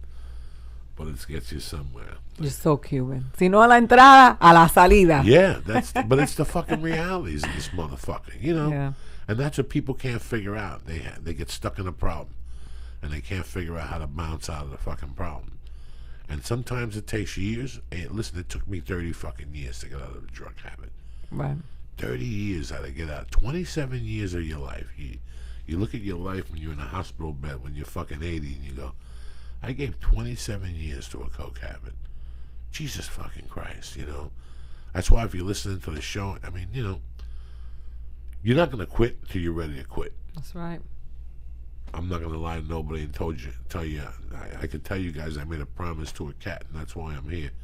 I was just ready to fucking quit. I was just so frustrated with my life. I was so frustrated with comedy, and I knew that if I quit, I would give comedy a chance for reals. You know what I'm saying? Like, give it a comedy a chance for reals. Like, give your life a chance for reals. I still talk to people that I quit 9 years ago, and they're still doing it at the same rate I was doing it today. And I can't believe it. I couldn't even imagine. I could not imagine doing a line of coke to my nose right now. I have a great time eating edibles with Lee and smoking pot. This is all I need. You never get the urge? Not even fucking close. That's not crazy. Even close. Wow. I've thought about, like, what would it be like to get an 8-ball and bring a waitress up here now today? It wouldn't even work for me. I would get a nervous breakdown.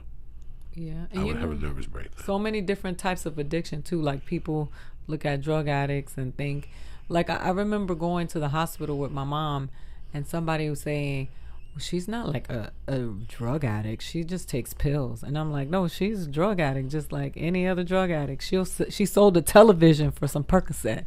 That's a drug addict. That you don't have. And women with men, you know, sometimes you're addicted to that bad dude. That's your drug. But we all have addictions, and addiction is a motherfucker. It's really hard to. I was in a bad relationship for many years, and my friends call them heroin because they were like, you keep going back to that shit, it's going to kill you one day. And that same, I had to stand up and say, I don't want to do this anymore. I don't want to die. Because that's what it felt like. It felt like death was upon me. So I watched my mom, and I've done like 9 interventions with her, and I go back and I try to get her, and I'll go to Al-Anon because the doctor was like, your mom's an addict, but you're crazy because you think you're gonna rescue her. And she's got to want to do it herself. And so we just sit and wait and hope that one day she stops, because that Percocet is real. Look what happened to Prince. I'm sorry, I said that. I never understood the guilt for Al-Anon. Like I never went to an Al-Anon meeting. Mm-hmm. I just had a friend who, a white dude in Boulder who had a brother, and he couldn't take it anymore, so he went to Al-Anon meeting. One day I'm doing coke with him, and he told me all about Al-Anon. Meanwhile, we're sitting there doing an 8-ball, and he's telling me his brother's an addict, and he's always trying to help his brother, and I'm like, what the fuck do you people add more drama to this cleanliness shit, So it's another form of addiction. You are addicted to the addict. That's what it is. It's another form of addiction. You're addicted to the drama. You are addicted to it, and it's the weirdest thing in the world to watch somebody. And I grew up around drugs. I grew up around cocaine and crack. My uncle used to buy, God rest his soul, my favorite uncle, he used to buy stuff from Finger Hut. He used to order shit from Finger Hut all the time, right? And then would sell it for the drugs. And one day he caught a cab to the apartment building where I grew up in, and I could hear the cab driver cussing him out. And he ran up into the apartment and came back with this silver platter and tried to pay the cab driver with the platter because he was a crackhead. And the cab driver took the platter and started hitting him with it. He was like, motherfucker, I want my money. It was crack. He jumped off the balcony of my grandmother's house with a figura, a porcelain knick-knack, and ran down the street and sold it because my grandmother would lock him in the house. And he took the knick-knack, jumped out the balcony, and went and sold it for a rock. You know what I did? One day my grandmother went to collect the rents. And every apartment that she went to, they'd be like, oh, I'm sorry, Senora Aida, we've already gave the rent to your son. And by like the 6th apartment, she knew he had collected all the rents. She went and got the gun because she was going to shoot him because she was like, I don't know what I'm going to tell the owner because he stole all the rents. And he would go and binge on drugs, cocaine, crack, heroin. He would go for 3 or 4 days, disappear, and then come back like nothing happened. And my grandmother was waiting for that motherfucker with a broomstick, and she beat him up and down 21st Court with the broomstick until she broke the broom on him. And then she said, bet they will come and mop him. Go get the mop, because the mop is next. I grew up around addiction my whole life. My dad was a heroin addict, so I know. Your father too, the Cuban dude? No, my real father. My stepfather never did drugs. The Cuban, no. But my real father, the one I didn't grow up with, he did heroin. And it was, my stepfather never did a drug. His addiction was a different type of addiction, but it wasn't drugs. It's fucked up. I give thanks every day that Lee. I think of Lee when we did the 6 a.m. podcast, and there's times I said to myself, Jesus, if I was doing coke with Lee when we were doing a podcast at 6, the first year he would have waited for me 10 times. Oh. I would have called him and said, Lee, I'm not coming. Can you imagine? You can't do anything. You can't plan your life around it, Lee. They can't keep his eyes open. Because there would be no way, Lee, that I would get high till 5 and come over here at 6. I'd be too paranoid to leave the house. I would not even think of leaving my house. Every door would be locked. You could be outside with the car. Do you think this would become like a party place? Like you would just stay here and do the coke here so you could do the podcast? Oh, it would have got to a point where I would have came here at night, locked myself in the way that chair is against the door, locked the windows, and I would have snorted coke in here. But the killer in here is you got to go outside to go to the bathroom, which means I would have peed in those water bottles. That's how nasty I am. That's how nasty your addiction is. Oh, yeah. Nasty. I did nasty things, guys. One time I did an ounce of blow, and I stayed in by myself for 3 days. I had a dog. I wouldn't walk him. Aww. That dog sat in that corner crying until he finally figured out that this motherfucker ain't going to take me out.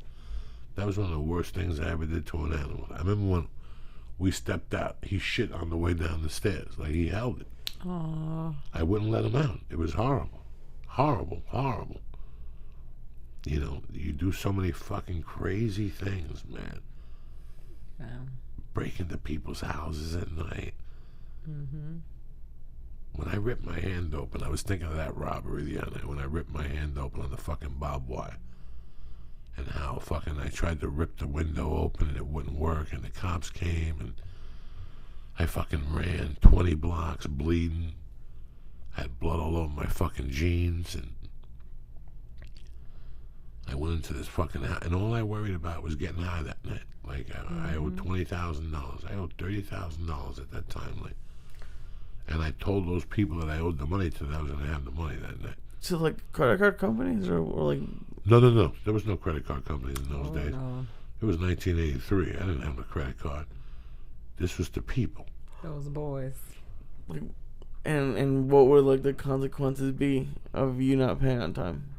I mean, at that time, they would just give you pay plans. Like, I was on pay plans with like 4 different fucking people. Oh, so it's not like your legs broken. No. You know, I owe you $3,000. I gotta pay you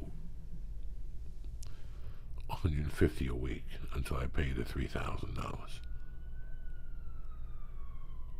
That's 5 weeks, yeah. So there was a time I was coming up with anywhere from $1,000 a week to $1,250 just to keep the loan sharks off me. Can you imagine that? $1,250 before your party starts. And I'm living on the streets, selling coke and slinging half grams and trying to make 8 balls and put shit together. But still coming up with $1,250 every week for some fucking loan shark. Yeah. And at the same time trying to snort and do whatever the fuck I'm doing. Yeah. It's a fucking horrible life, man. And I don't wish it on anybody. And listen, like I said, nothing... I know for a fact that nothing you or Lee or Ada or when somebody's going through this shit, they have to go through it on their own. Yep. They get a couple talks and shit, but if you play the game, they'll go to 55 rehabs. The rehab is a break. Those rehabs are just a break for you. It's like putting a prisoner in jail. When you put a prisoner in jail, like a convict, like a real fucking criminal, he goes in jail to learn. Yep. He learns. Become a better criminal. He learns.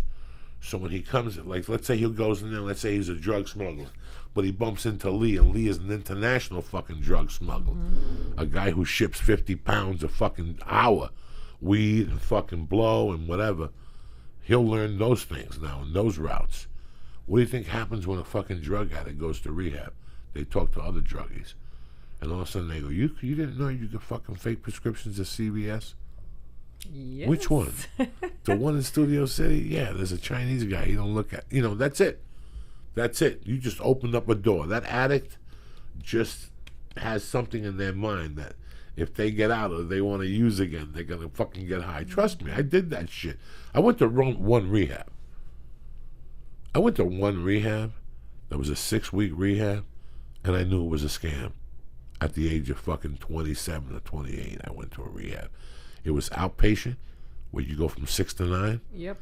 And I knew it was a scam, Lee. I was like, this is going to be the biggest scam in 10 years, and it sure did become. At what point did you know it was a scam?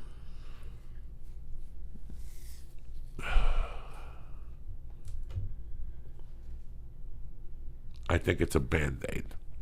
I think when you go to rehab, it's a Band-Aid. I'd rather take the $20,000 I'm going to pay Lee to put Ada in and take 10 and take Lee to fucking Montana and take her to a fucking cabin up in the mountains where she has to exercise.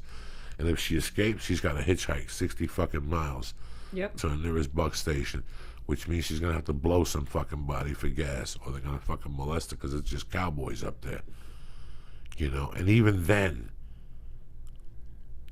it's not a guarantee. It's just a lapse in the addiction. And when you don't do drugs, the addiction continues to grow. If I went and did coke again, it would take me a week and a half, and I'd be right back doing an 8-ball a night. It would take me a couple nights to do a couple bumps, then maybe a half a gram, then a half a gram, then maybe a gram. But after like 2-3 weeks, I'd be right back where I was going, baby. A fucking 2 grams a night in 3 snorts. 2 grams and 3 snorts, Ada. That'll kill you. And next thing you know, that's what happens. People go back to the doses that they were doing before, and they think their body can handle it, and their bodies can't handle it. And that's when you get an OD. Yeah. Do you have people offering you drugs now? Marijuana and edibles and mushrooms and shit. Coke. Never. I'm gonna tell you what. Because when you're an addict to cocaine, when you're an addict to meth, when you're an addict to heroin, believe it or not, what I'm going to say to you guys, you're going to think I'm crazy, but you send off a certain signal. Mm-hmm. You send off a certain signal. Meth people, no meth people. Heroin people, no heroin people. Cocaine people, no cocaine people. As stupid as it sounds, as dumb as it sounds, you're going to look at me and go, Joey, you're fucking retarded. Well, you said it earlier when you said people looking like what you did, just out in the morning looking for what's up. Like it's. Do you notice people, like if you're just driving by, you'll just be like, oh yeah, that guy's looking for coke. I could tell when somebody hasn't slept now. I could tell because of the body language. I can tell when somebody is on coke, and I could also tell when somebody is on coke and their eyes and their nose is wide open. Yeah. They're playing it cool, but they're looking for the next package. Oh, I can see. I can tell. So all they're looking for is a wallet on the floor, a jacket hanging, a purse unattended. That's all they're looking for. You know why I know? Because I know how I would stand. I know how I would position myself, and I know how I would look. But nobody in 27 years of a cocaine addiction, not too many people came up to me and offered me heroin unless I asked for it. Okay? In 27-year cocaine addiction, nobody came up to me and offered me meth, whether shooting it or smoking it. I know nothing about that world because nobody ever came up to me and offered it to me. You know how many people in the last 20 years I did coke, how many people came up to me and asked me if I wanted un pase? A lot. Mm-hmm. A lot more than any of the above. When I was doing coke, people wouldn't even come up to me and talk to me about reefer. They would talk to me and then say, hey man, I got some fucking coke that'll knock your fucking wig off. Let's go do a line. We go do a line. We come back and you get more. Yeah, I got more in my pocket. What do you want? I'm looking for 80 a gram. You got 2 for $150? Yes, I do. Boom. That's how quick the sale was with me. And that happened in every city. I could go into a bar and spot a coke guy within 15 fucking minutes. And within 25, I'm talking to him. And within 30, I either score or we're taking a ride to go get more coke. Is that the fucking craziest thing, Lee? It's like an odor you put out that your body puts out. Something. It's a body language. Energy, yeah. Let me give some shout outs. I went to Indianapolis and one band came in on the one night. Hero Jr. They're fucking savages. I played the CD today. Also, Caveman came in and left me a CD. I haven't listened to that one. And also another guy came in and left me a CD. Thank you guys. You guys are all fucking talented. I'm going to listen to all these CDs and see what you motherfuckers in indie and what the indie sound is all about. Also, TrueJitsuRevolution.com. It's my main man. What the fuck? I'm too fucking high right now. You know what I'm saying? My main man Matt Baker's style of jiu-jitsu up in Bakersfield. Go to BakersfieldBJJ.com right now and say hello. Dustin Bates, Brian Nuatru, Henry Abernathy, Philip Cox, Bruno Diaz, Cody Harrell, Jeff Corman, and happy birthday, Jimmy motherfucking Pitts and shit. Happy birthday, Jimmy. Cocksucker. Anyway. So the Mother's Day. Sorry, we went off on a tangent on fucking eating pills and snorting people's assholes. Lee, how you doing over there, cocklicker? You ready for another star death? At this point, Lee? No, I'm not going to have another star now. What are you up to right now? How many milligrams? 850. 850. So you need to do 150 to break I your don't record. need to do shit. I've done over 1,000. When did you do over 1,000? A bunch of times. When? Give me the dates in the book. In Vegas a couple times. And then here. If you eat over 1,000 times, I'm going to give you a surprise. When you put the podcast up, you come get me. I'm going to take you for something that it's been a secret. I was holding out for your next birthday, but I'll take you over there and surprise you. It's open till 2. And you'll be, I guarantee you'll kiss me and shit. You'll say, Joey, how'd you know I like this stuff? I can't talk now. How high are you going to be tonight when you go home? What do you got at the house tonight? Turkey, sliced dead turkey. It's been in there since Tuesday. It smells terrible. What do I have? I don't have much. I don't know. So where are you going to go eat? You have to stop anyway. You're going to be too high. That's where Uncle Joey comes through. Yeah, but you're going to take me somewhere, make me talk to people. I'm not. When do I take you anywhere to talk to people? When do I take you anywhere and expect you to talk to people? You think I want to go mingle? We just had a. we just talked about that. We just had a whole fucking paragraph about mingling, and you're telling me you want to fucking go mingle and shit. There's I no don't want to mingle, but look at the shape of me. Do you think I want to mingle? I don't even want to talk to the waitress. That's If what I there's meant, a, yeah, if there's it's a the note I waitress, could yeah. write, if there's a way I could write a note to the fucking waitress, I would do it. I don't want to take you to Denny's or to your favorite spot and poison you because that wouldn't be nice if you ate 1,000 milligrams. You're looking for a nice steak, pizza, something, you know. Oh my God! Look at the shape I have. Now you're a mom. How many do you kids think you they got are? all together 2. with this dude? The My crazy- ex-husband. And where's the ex today? And he lives in Georgia. You communicate with him? As minimally. I don't talk to him. My kids talk to him because they're older now, so they can talk to him themselves. On their own. Yeah. And you're divorced legally? Everything? Legally divorced, yeah. That's it. You Yeah, just no. started all over again and got this That's life. another thing me and Felicia have in common. Right. We both talk about that, yeah. So, yeah, I have 2 kids, and my kids live in California, and we live far away from everybody. And they grew up just like I grew up. They're paranoid, and they don't know anything, and I'm so happy that they're like that. They value our family values. They're old school kids. Mommy reigns supreme. You know, Lisa, mira aquí. Yeah, moms are always the number one. I mean, especially if dads work. Moms are. I can't imagine my life now if my mom was alive. First off, I wouldn't be the man I turned out to be today. I would still be a soft fuck. You know, I'd be a soft fuck with excuses and a safety net. You know what I'm saying? Mm-hmm. So sometimes I'm happy and sometimes I'm sad that she's dead. I always say that I would have been very, I knew how I was living then. She always had my back. Yeah. So, you know, I could tell her whatever. You know what I'm saying? I mean, I got left back, but I never told her. No. How did you get away with that? Because I kept her far away from that fucking school. I kept her far away from the school, and I had a chick that would reprint my report card with 8th grade on it in 7th grade. So we were straight. But for a year or 2, I had a player. For a year, I had to make believe I was in high school. So she'd give me money for the bus, the whole fucking thing. She would have killed me if she would have found that. And she was going to find out eventually. She's going to find out in a year or 2. Moms. I feel bad about all those things, you know. I'm trying to write something now because, like we said, when you write something, a TV show, a book or something, we always try to write about something to be intelligent about. But the best work you're going to do is what you're passionate about, you know.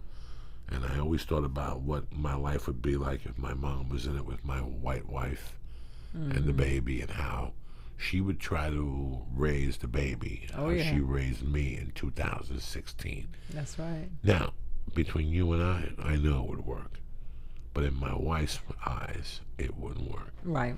Absolutely. You know, it just doesn't work on paper, but it works. I would not let my mother do a bump in front of her. That's too much. That was just a bit much. I wouldn't let my mom smoke pot in front of her. If she had to take her to a Met game, I guess that's okay. Of course it is. If she had to take her shopping because she would spoil it, I guess that'd be okay. And I'd want my mom to pass over that tough woman mentality. It's not a mentality. It takes more than getting a tattoo. It's a lot more than a woman saying she's a feminist and all the words they use. My mom was Cuban. She didn't know any of those words. That's right. But she respected womanhood, you know. I remember being older and she telling me about women who show la papaya. You know what I'm saying? Like, there was something about my mom, you know, she would always say to me, yeah, if, you know, I don't like sucking dick, but I do it anyway. When I would say that, I don't like making my bed, she'd go, I don't like sucking dick, but I do it anyway, you know, shit like that. I knew my mother was crazy. I wouldn't want her to say those things around Mercy, but I would want her to.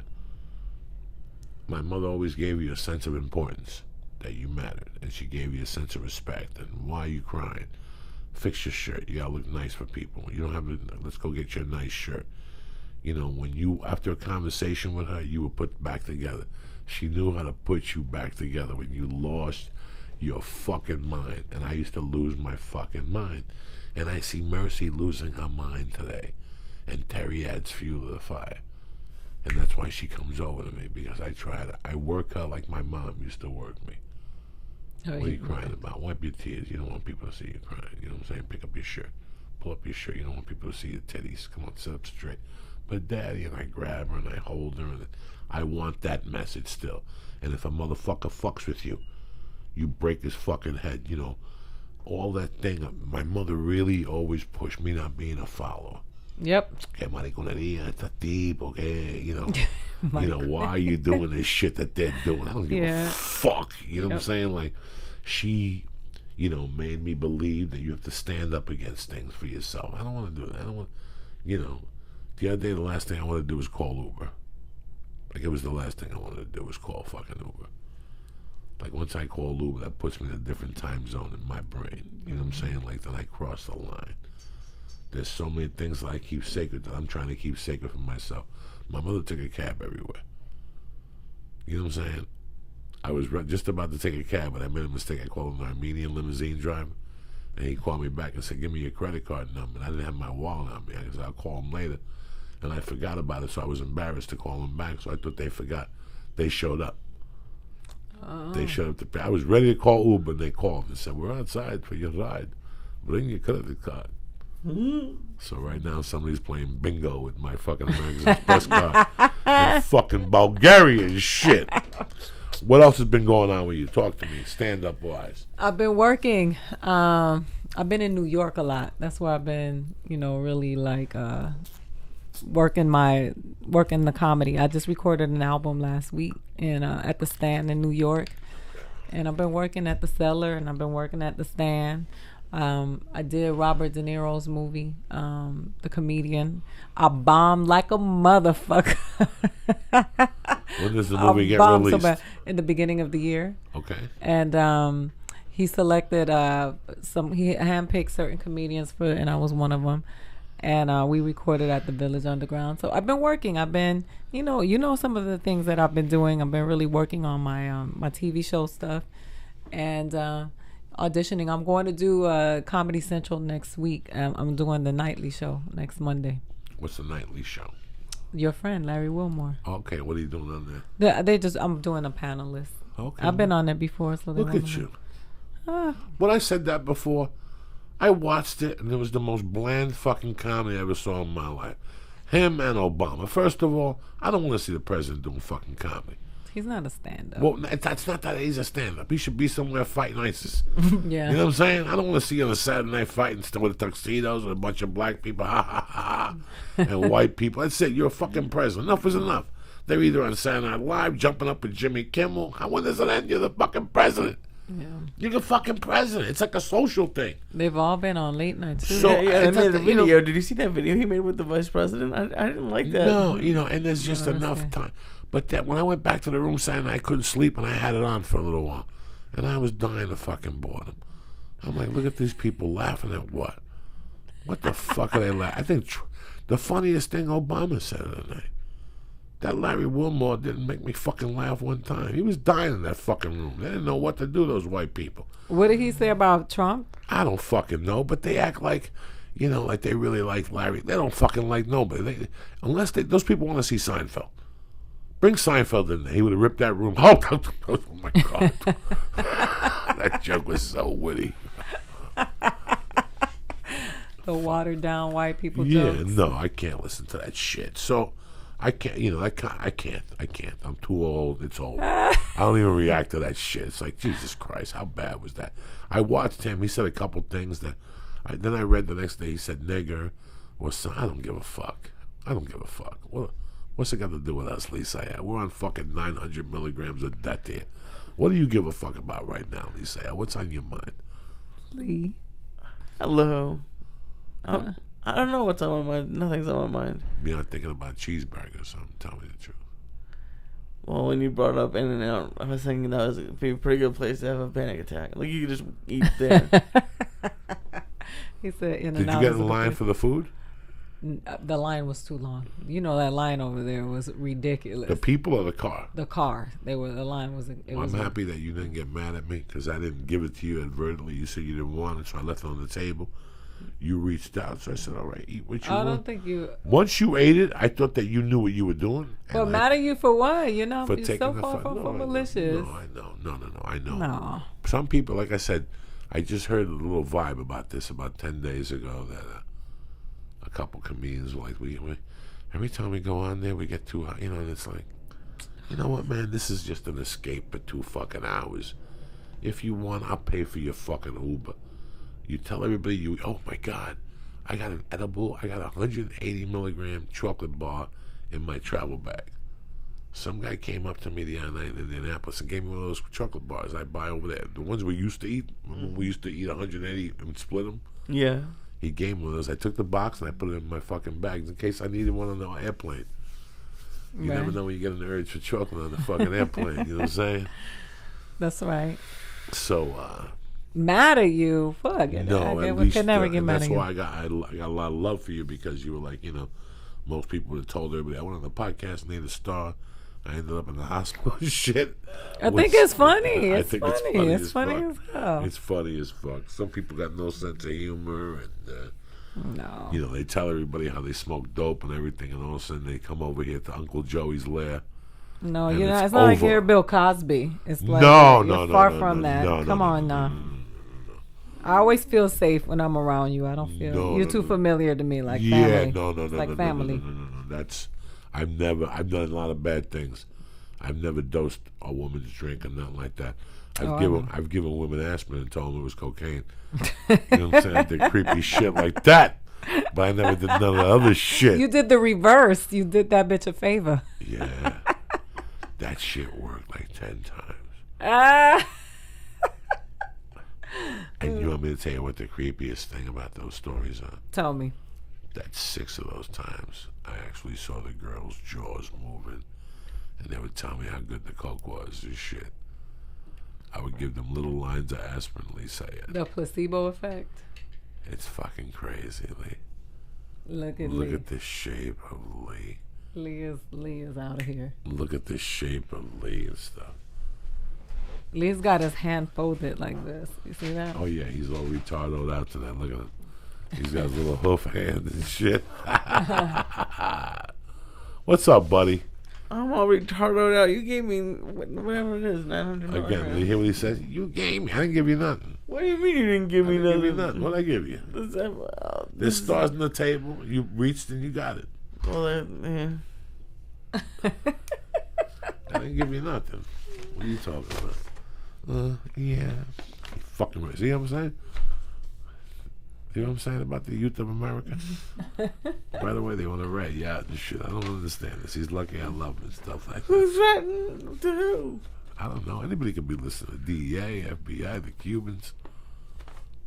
The Cubans listen to everything. El Comité. Hey, Comité. Yeah, fuck yeah. Those Cubans listen to Russian fucking rock stations and everything. They don't fuck around, Jack. Let's get to these fucking ads and we'll abandon ship here. This is one of my favorites, man. I've been getting a lot of emails on this, and you do what the fuck you want. But you know I tell you guys how it is, all right? It's okay. You can admit it. The last thing that you want to do after work is wait online at a grocery store or supermarket.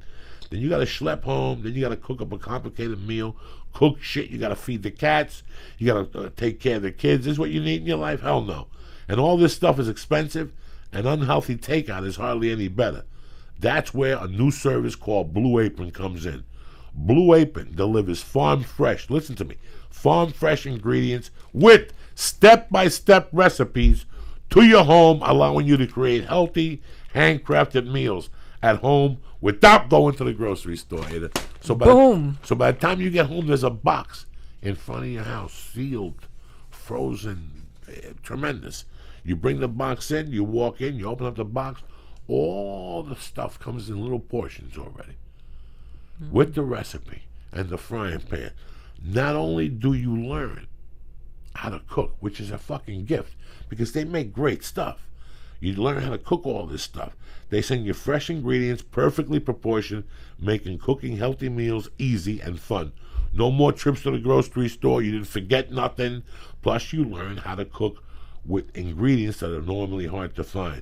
It's perfect for date night, cooking with friends, and they even offer a family plan with kid-friendly ingredients. Let's say you get candy peanuts. They'll send you kung pao with fucking green chili or whatever the fuck. Fuck your kid, let them eat whatever. So the whole family can eat well and have fun preparing the meals together. Each balanced meal is 500 to 700 calories per serving, and so tasty you wouldn't even know it. Cooking takes half an hour. Shipping is flexible and free, and the menus are always new. They won't send you the same meal twice. They work around your schedule and your dietary preferences, and the Blue Apron experts source only the best seasonal ingredients for incredible meals like crispy cod tacos and spring chicken fettuccine with asparagus on the side. Oh. That's the fucking the whatever plan, the 2-person plan. The family plan next week, seared chicken with vegetable hash and Swiss cheese and caramelized onion patty melts. Are you fucking kidding me or what? You'll cook incredible meals and you'll be blown away by the quality and the freshness. Blue Apron is a better way to cook. So do me a favor. Right now, no fucking around. I'm going to give you first 2 meals for free on me. Go to blueapron.com/Joey. Joey, bitches. That's how you do it. My treat, the first 2 meals on me when you go to blueapron.com/Joey. Do yourself a favor. Listen, you got 1 foot in the grave, 1 a banana peel. You don't got time to come home and cook and go shop. Bam! Blue Apron delivers it right to your door. Why mess around? Go to blueapron.com/Joey, Joey, and get 2 free meals on me, cocksuckers. What do you think about that, Ada? I'm going to blueapron.com. Ada for later. You know what I'm saying? /Joey. Hold on. All right. Again, this whole thing for the last 2 years I've been on it, and I love it. Anything to do with on it, I would at least give it a shot if that's what you're into. I'm not sitting here telling you that I go on the T-Booster. I'm not sitting here telling you that I go on the that I do the almond banana Mike Dolce protein, even though Lee liked it. I'm stuck on the hemp chocolate. I'm stuck on the on the hemp force. And what else? What's the other one? I'm stuck on the pills that give you more energy. The Shroom Tech Sport, Shroom Tech Immune. The Shroom Tech Immune. That's what works for me because I fly. That's where the immune comes in. And when I go to jiu-jitsu, I'm a fat fuck, so I need every bit of oxygen I can take. So I take the Shroom Tech Sport. You know, I struggle in the end, whatever, but now that I'm in better shape, the Shroom Tech is really taking me on to like when you roll and stuff like that. So I'll tell you what, I could sit here and tell you about a bunch of shit I don't know anything about. What I usually tell people is go to Onnit.com right now. Just go to Onnit, read about Shroom Tech, read about the Hemp Force protein, Read about the kettlebells. Read about all the great stuff they got. I can only help you with the supplements. I'll get you 10% off your first order, and it gets delivered to your door. That's the best deal I could give you. And if you want to do the Stay On It program, you could do that and get an additional 10% off, and that gets sent to your door on a monthly fucking level. But let's start with just going on it and looking at the great supplies, the great supplements that they have in stock. Read about the T Booster. Read about all this shit, and then get back to me. If there's something you want, I'm giving you 10% off tonight. Give them the code, Lee. Church. CHURCH. Bam! Bam. Gives you 10% off like a motherfucker. So go to honor.com and go look at the great line of supplements. The best, one of the best products. I use them. I love them, especially when I lift weights. So I go to jiu-jitsu, so your balls ain't flying around. MeUndies, bitches. Whether you're wearing suit or sweats, you spend 24 hours a day in your underwear. But instead of making a statement like Superman's tights under his everyday clothes, you wear underwear that's fucking boring. They're yellow. They got fucking shit stains on them. And then you expect people to lick your nutsack. Listen, MeUndies is here to change that. Every pair of MeUndies is made with substantially sourced modal, a fabric that's twice as soft as cotton. Nothing could describe the fit and feel of MeUndies. But once you try them, you'll understand why they're called the world's most comfortable underwear. And if you don't love your first pair of underwear, they're free, no questions asked. MeUndies has dozens of styles, limited edition prints to help you make a statement with your underwear, whether anyone can see them or not. Remember Superman, cocksuckers. Shipping is free in the US and Canada, and you save up to $8 a pair with the MeUndies subscription plan. Get the subscription or a single pair, and we're going to give you 20% off your first order when you go to MeUndies.com/Joey. That's MeUndies.com/Joey for 20% off your first order. Again, MeUndies.com/Joey. I want to thank Aida for coming down tonight. God bless you. God May bless 8th, you. the Improv, 7:30. Aida, Felicia Michaels, Laurie Kilmartin. And Laurie Tiffany Kilmartin is the first headliner I ever opened for as a feature act. Wow. You want me to tell you what year? September of 1995. 21 years I know Laurie Kilmartin. Wow. I even drove her to the airport that weekend to be the nice feature act.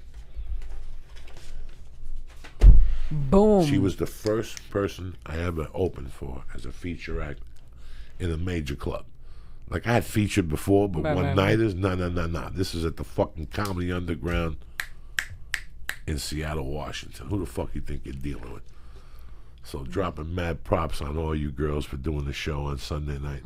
Thank you very much for coming down. Thank you for having me. I always have fun here. It means the world that you came down here and you're doing something for mothers. You know, if my mother was around, I'd fucking take her down and have a laugh at you and shit like that. So. She'll be there in spirit. That's right. What's your webpage? FunnyAida.com. Everything's Funny Aida. Okay. I have a short film dropping tomorrow, so make sure you go to my website. Funny Aida tomorrow. Number 2, this week, Saturday night, I'm in San Francisco with Andrew Dice Clay Awesome. at the Warson Theater. I don't even know if that's correct. The following week, I'm in Sacramento at the Punchline. The following week, Pittsburgh. Oh, shit, the Improv. Bam, just like that. I'll see you motherfuckers Thursday night or Wednesday. Stay black. See you tomorrow on Periscope. Thank you for the love. Aida, thank you. Thank you for having Lee me. Syatt, thank you, you bad motherfucker. Lee. Out. Lee Syatt. Dun dun dun dun dun dun dun dun.